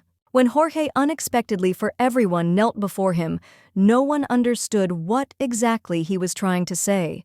It could mean that he and His Majesty already knew everything, and his crime would not go without consequences. Jorge decided not to hide the truth and confess everything that was hidden. His decision to reveal all the cards could radically change the situation, putting everyone in front of a new choice. Duke Ilya was extremely puzzled by what was happening and could not understand what exactly was being discussed. He asked not to say such absurd and incomprehensible words again, trying to return the situation to a more reasonable course. However, the knight, unwilling to back down, declared that throughout this entire time he had been deceiving His Majesty the Emperor and manipulating the very essence of the Crown Prince, misleading everyone. He continued that everyone present had probably heard about His Highness's feeble-mindedness, but these were just rumors that the knight himself had spread, trying to create a false impression of what was happening. However, according to him, all this is just empty talk, and in fact the essence of it is that these rumors were spread by him himself in order to hide the true picture of events. Only now did Adriana begin to realize what was really happening, and it became clear to her that she needed to intervene as quickly as possible to prevent the knight from doing something even more unpredictable, like throwing himself off the cliff. The knight emphasized that the crown prince was as smart as his father and also had a sharp mind. Despite all the rumors, he tried to convince the audience that the audience was wrong in their assessments. Up until this point, the knight had deliberately concealed the truth, causing the crowd to be on the verge of anger and misunderstanding. He, however, believed that all of this was justified by his personal strategy. He laughed, claiming that the situation was easier than taking candy from a baby, explaining that the crown prince did have a speech impediment that could affect how others perceived him. The people were perplexed and could not understand what exactly the real problem was. They did not expect that the same Sir Jorge, once a knight at court, would become involved in such a strange conflict. At this point, the emperor's advisor took the floor and turned to Sir Jorge, asking him if he wished to explain to those present that the young man, in fact, simply could not adequately perceive what was happening. She replied that this did not mean that the boy could not speak, but that his speech was so complex that only those close to him could understand it. This was alarming because no one around him knew what this young man was hiding. This statement deeply shocked Adriana. It seemed that Sir Jorge was going to revive the real idea of the ball that the emperor had destroyed. This plan was so important that the idea itself was connected to something global that could change their destinies. Jorge added that he had managed to win the favor of the Highness and use his trust. He had decided to show the possibilities that had been hidden until now without missing the chance. He noted that he had approached the preparations for today with this attitude. However, he said that His Majesty probably already understood everything, and then everyone present became interested in what was the purpose of his actions. This surprised them because such a step towards the prince was extraordinary and caused many questions among the guests. Those present were shocked by his words, as up until this point he had always shown impeccable loyalty to the crown prince. This behavior was completely at odds with the image they were accustomed to seeing in him and caused genuine bewilderment. He scratched his beard and, despite questions about the purpose of his actions, declared that the essence of this act could be understood by anyone who was not deprived of reason. This was a hint that everyone should understand what he meant. In the end, he said outright that his goal was to strip the prince of his title. This statement stunned everyone. They did not expect such a turn of events, especially from a man they trusted as a loyal ally. Adriana couldn't understand what exactly Sir Jorge was planning and how he planned to get out of this situation. It remained a mystery to her, but one thing was clear. Her life was now inevitably connected with the consequences of these intrigues. Meanwhile, the heroine Adriana was simply silent, unable to comprehend what was happening around her. Her thoughts were clouded and she could not accept this whole situation. She watched the others, feeling completely confused. The entire courtyard was in shock. People were talking among themselves, confused, asking if it was true. They couldn't believe what they were hearing and were looking for confirmation of this incredible news. Adriana couldn't believe what was happening. Everything seemed senseless and ridiculous to her because Crown Prince Mikhail was completely unsuitable for this important role. She believed that this place should belong to someone else. The title belonged to a dead man, and her mind could not accept the idea that a living man like Mikhail could hold such a position. It went against all her notions of order. Everyone around was stunned. They were surprised by how much and how suddenly everything had changed. This especially struck those who knew Mikhail because they could not imagine him as the crown prince. Suddenly, in complete silence, he unexpectedly threw down his sword, the symbol of his strength and will. This gesture was so unexpected that everyone present held their breath, trying to understand what would happen next. After this, Mikhail turned to His Excellency Duke Ilya, saying that they had already made enough noise. He asked if the Duke wanted him to go to prison himself, hinting at the possible consequences. At this time, a young man, a guy who witnessed what was happening, asked the guard to arrest Sir Jorge, but unfortunately the miracle did not happen, and everything went according to the already predicted scenario. Adriana, full of pity and compassion for Sir Jorge, wanted to ask the others to have mercy on him, but her words fell on deaf ears as no one paid attention to her requests. Soon, Sir Jorge was arrested after all. The guard left no choice but to carry out the order. It was inevitable, and he ended up in captivity, despite the heroine's attempts to intervene. His honor was disgraced before the eyes of countless aristocrats. The entire court watched as his dignity was humiliated, which was extremely painful and shameful for him. Although Adriana couldn't read lips, she could see his expression and know that he was trying to tell her something. Those last words were important to her, even though she couldn't quite decipher them. She began to cry because these were the words he always repeated, as it had become his habit. Such phrases often came out of his mouth, and each time they were deeply meaningful to her. These words seemed to penetrate her heart, making her experience it over and over again. Everyone was shocked by what had happened and could not understand what would happen to His Highness now. The situation had become completely unusual, and it seemed there was no simple answer to this question.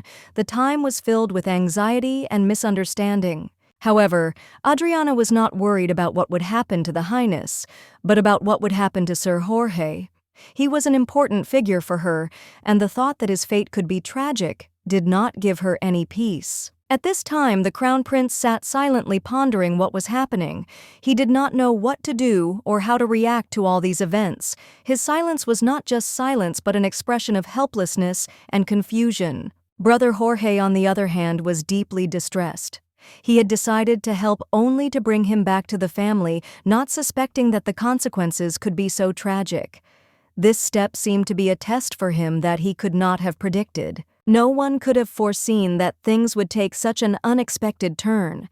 Everything was not going according to plan, and the situation became so complicated that even those who were close to what was happening could not understand what to do next. He was at a loss, not knowing what to do. Sir Jorge was too important to him, and he couldn't imagine living without him. It felt like a great loss, hard to recover from, no matter what was going on around him. He watched all this, realizing that new gossip had begun to appear between people. Everyone now had their own opinion, and everyone tried to interpret what had happened in their own way. All this created an atmosphere of tension and mistrust. He decided to imagine that everything that was happening was of no importance, that it was as if he did not exist in this situation. This allowed him to temporarily free himself from the feeling of heaviness and at least slightly ease his condition. Although he failed to achieve what he wanted completely, he still fulfilled the demands of the imperial family. This was his only chance to maintain his position and not end up in an unfavorable situation where he could lose everything. The emperor gave strict orders to isolate the crown prince as much as possible. His abilities were too great, and this raised concerns that his talent could lead to a threat to power. From that time on, rumors began to spread in the palace that the crown prince, contrary to all expectations, was much smarter than it might seem at first glance. These conversations forced many to reconsider their opinions of him. The emperor would never make concessions to those whose actions contradicted his plans. Therefore, no one doubted that Mr. Jorge would hardly be able to get out of this situation with benefit for himself or others. However, despite all the obstacles, the last prince, like all the others, will receive the title directly from the emperor. He is still a valuable tool, albeit not in the best position and can be used for certain purposes. The emperor intends to announce to the entire empire that the crown prince is nothing but an idiot, and even the duke, despite his efforts, will not be able to prevent the prince's downfall. With this step, his plan to eliminate the crown prince will be almost complete. At the ball among the aristocracy, everyone saw the crown prince as just a frightened boy who was not even able to stand up for himself. The revelation that one of his confidants was a fraud only added fuel to the fire and improved the situation for the emperor. Suddenly, the messenger was called into the hall, which surprised everyone present, especially the guy. He did not expect such a turn of events, and this added intrigue to what was happening. To their surprise, the messenger turned out to be none other than Mikhail, the very same crown prince who had suddenly decided to come to the forefront and show himself, which had greatly changed the course of events in the palace. Even the prince, having gathered his courage, stepped forward and spoke. Adriana Woods believed that she could handle it because she had rehearsed all her speeches and movements for this important day many times. Adriana Woods, gathering all her resolve, stepped forward to the assembled group, decisively taking the initiative. Her confidence in her actions left no room for doubt. She was determined to continue what she had started. The girl declared that His Highness Michael had not yet finished the ball and that no one should leave until it was over. This caused some surprise among those present because everyone was waiting for the end of the celebration. The boy did not immediately understand what she meant. He was confused, not realizing what kind of plan she had in mind. He could not imagine that her words concealed anything more than a simple instruction. However, the girl stood her ground, confident in the correctness of her actions. Her determination and calmness gave no reason to doubt her intentions. She was in complete control of the situation. Adriana clarified that this was not some kind of trick, as the Duke might think. She referred to the recent message from the Emperor's messenger who had conveyed the order to continue the ball.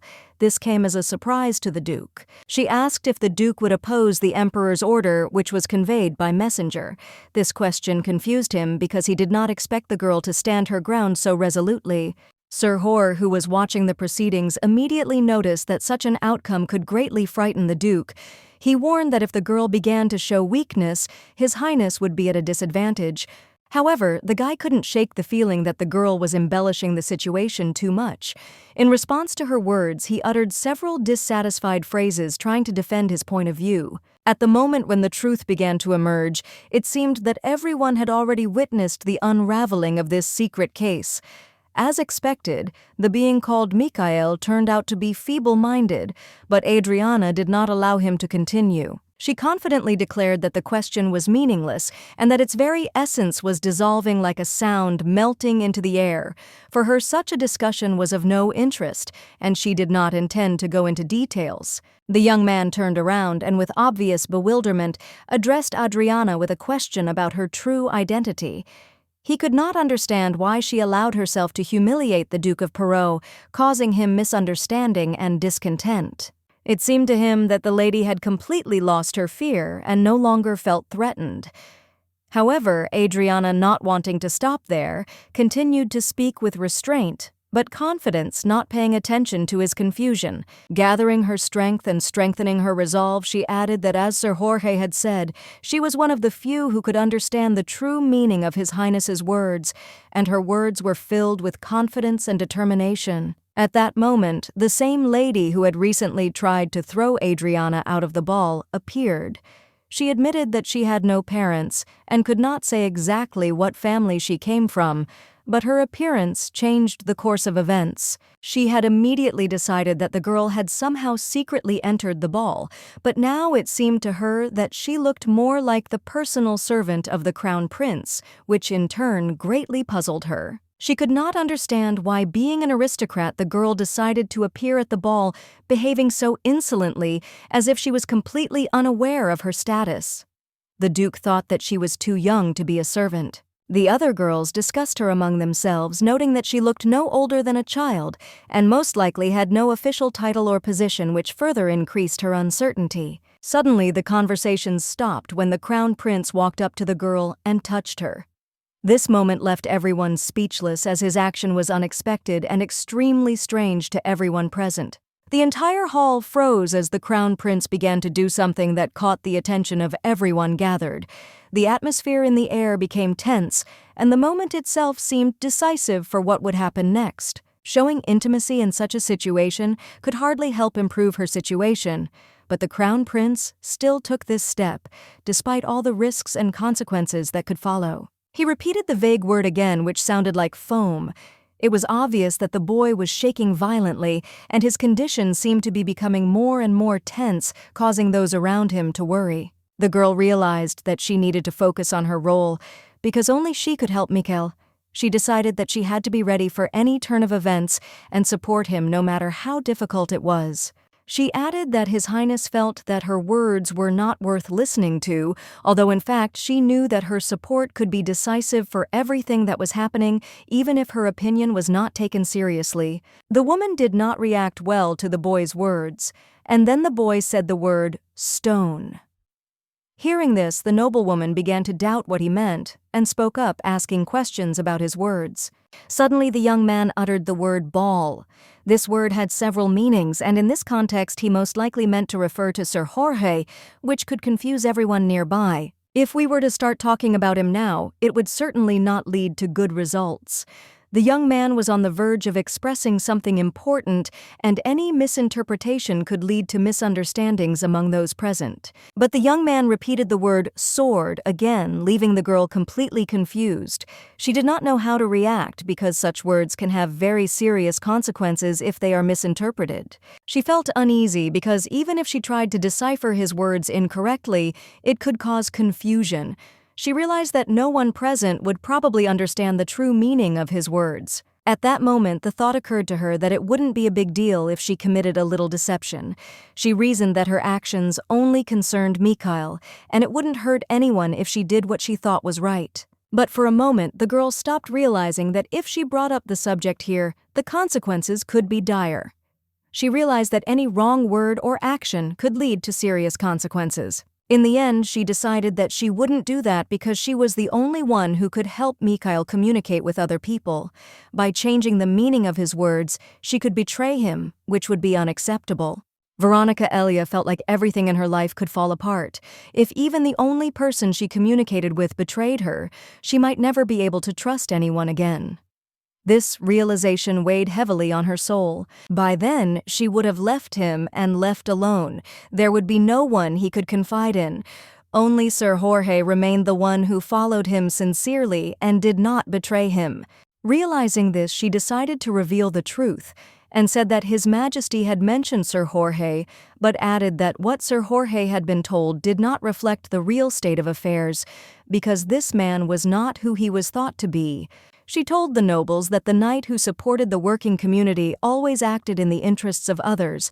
For his loyalty and dedication, the Crown Prince expressed his deep gratitude to him, placing his example on a pedestal. At one point, the young man uttered the word kapkan, which indicated the beginning of Ilya's actions. However, she hastened to add that Sir Jorge's arrest was unjust, and the prince hoped that he would be released immediately before it was too late. It seemed that this was the last word spoken by the young man. There was no determination or strength in his voice. This feeling of finality confused those present, making them think about their next steps and consequences. The women standing nearby began to speculate about the origins of the orphan girl that Sir Jorge had brought with him. They thought that she was just a commoner, capable of composing well, but nothing more. At least that was how they imagined her. The look at the girl left no doubt. She looked like a simpleton dressed in expensive clothes, which contrasted sharply with her demeanor. The women spoke quietly, not believing that she could be anything more than just a chance find of Sir Jorge. They watched her with distrust, believing that her words were merely an attempt to pass them off as His Highness's speech. For them, it was nothing more than a farce, an attempt to hide the real meaning of what was happening under stupid words. Everything seemed forced and artificial. The girl quickly realized that the situation was getting worse. She knew that if she didn't take action, the consequences could be much more serious than she had imagined. Adriana felt a heavy pressure on herself from which there was no easy way out. To set the record straight, she added firmly that the women were right in their opinion. She was indeed just a simple orphan who had been dressed in expensive clothes and was no different from the others. She admitted that she had never attended school and therefore had not had much of an upbringing. There was a bit of shame in her words because the life she had led was not at all up to high standards.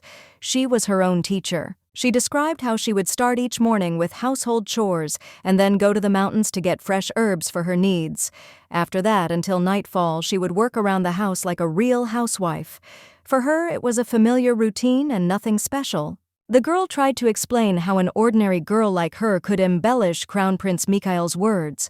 After all, if that were the case, her words could be lies, and he, being reasonable, could easily notice it. The emperor's messenger agreed with her words, noting that Mikhail was indeed not prone to delusions. The crown prince had always shown firmness of mind, and in this matter he was completely uninfluenced. Soon, the aristocrats began to discuss what they had heard.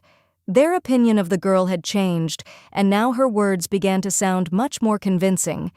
It seemed that she could really be a simple woman who could communicate with such a high-profile person as His Highness. The women could not understand how a child of the people could compose a speech worthy of Highness, and as if in response to their bewilderment, Duke Ilya looked at them angrily, forcing them to shut up.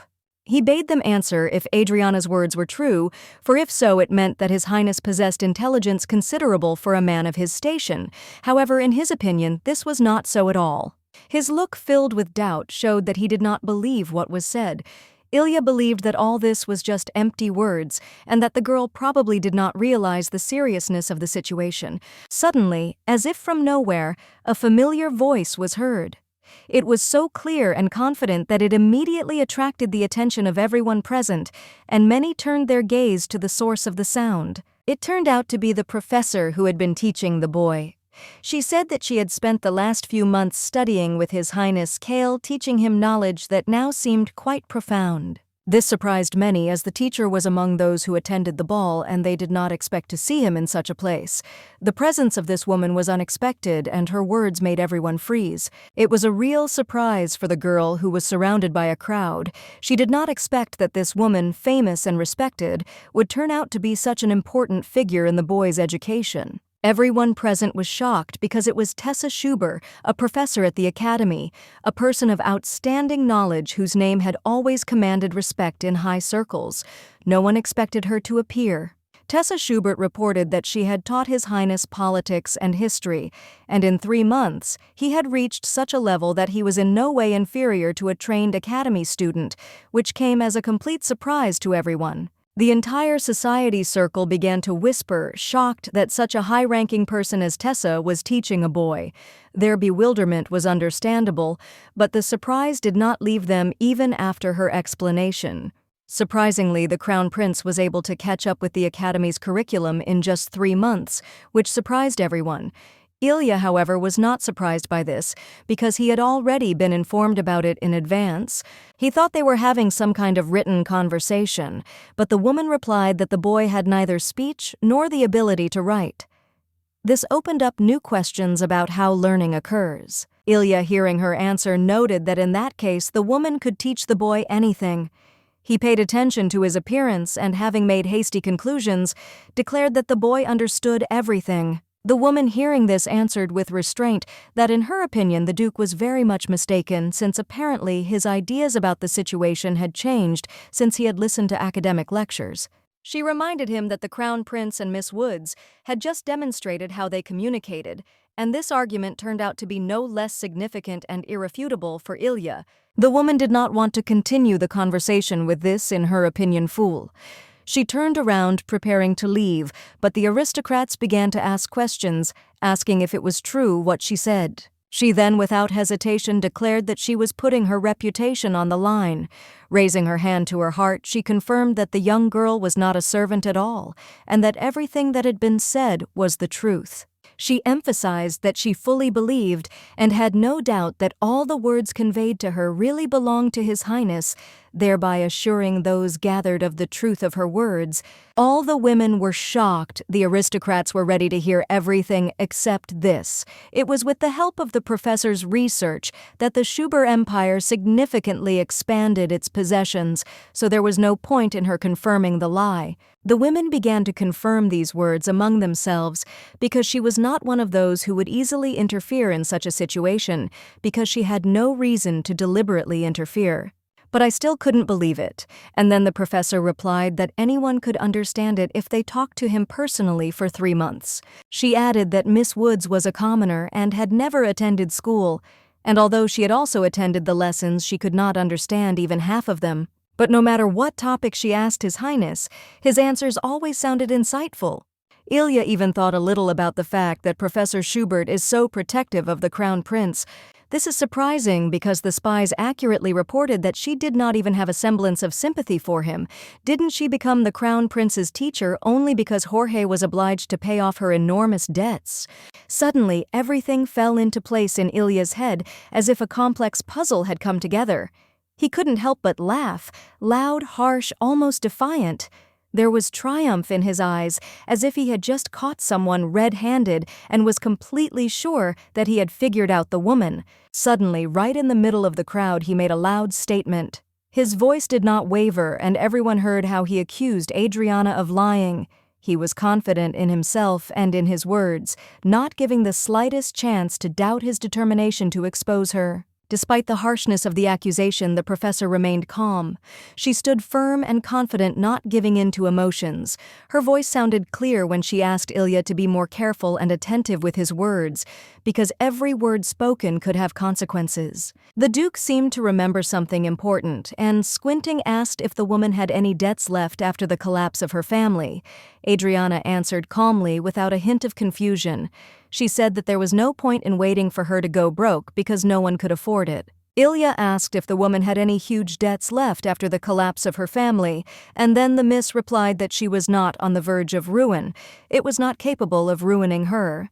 To this, Ilya only smirked and said that Sir Jorge had gotten close to her on purpose. Allegedly, he had promised to pay off his debts, and this was the reason why Adriana took the position of the prince's teacher, the same one whom all the respected mentors had already rejected. But she answered again, calmly and confidently.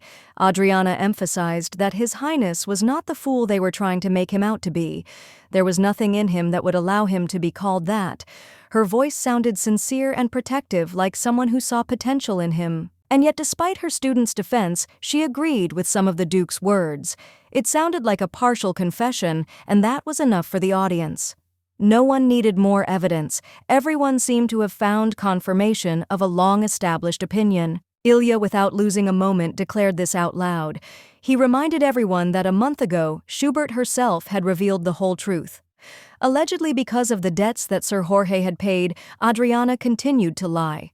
His words sounded like a final blow full of venom and confidence. It seemed that the entire aristocracy was once again in a state of confusion and mild bewilderment. The unexpected turn of events had upset the usual order, upsetting the delicate balance between their pride and their desire to understand everything. Duke Ilya waited for the professor's answer with obvious tension, not taking his eyes off her. At that moment he seemed especially focused, as if he felt that something important was coming and the explanation could change a lot. The woman turned to the prince and, looking at him with restraint, asked him if she had made mistakes while training him. There was confidence in her voice, but underneath it, there was a cold challenge. Then the young man spoke Elbrand's name. It was not just a word. It was a sign that he remembered his past, had not renounced it, but no longer held a grudge. His voice sounded firm and almost calm. Elbrand's name was the key to everything, the very meaning she had tried to impart to the lessons the city had been destroyed long ago, reduced to ashes, and now remained only a lifeless symbol of what was gone. The professor confirmed what was said. A slight regret flashed in her eyes. After all, Elbrand had once been a significant place, but now its essence had disappeared, and with it its former influence. Then she asked a seemingly simple question. How could a child of commoners know about a place that had disappeared 7 centuries ago? The answer was obvious. It was the will of the Crown Prince himself. She then noted without undue emotion that the accusations directed at her were in vain. Her words sounded cold-blooded, but at the same time they carried a stab of self-esteem. Suddenly the woman asked if the Duke knew how the debt that Sir Jorge had agreed to pay had come about. Her tone was almost calm, but there was something deeper behind it than simple interest. Duke Ilya froze. His gaze froze and his face lost all expression. Suddenly, his confidence disappeared, and it became clear that what was said had touched something very personal and painful. He didn't say a word. Panic was clearly visible on his face. He seemed to be struggling with an internal storm, not knowing how to confront it or what to say to keep things from getting worse. It was clear from his appearance that he knew the truth and the essence of what had happened, but the professor asked a new question. Why did the young man dare to present everything in such a way as if there was something more behind him than just knowledge?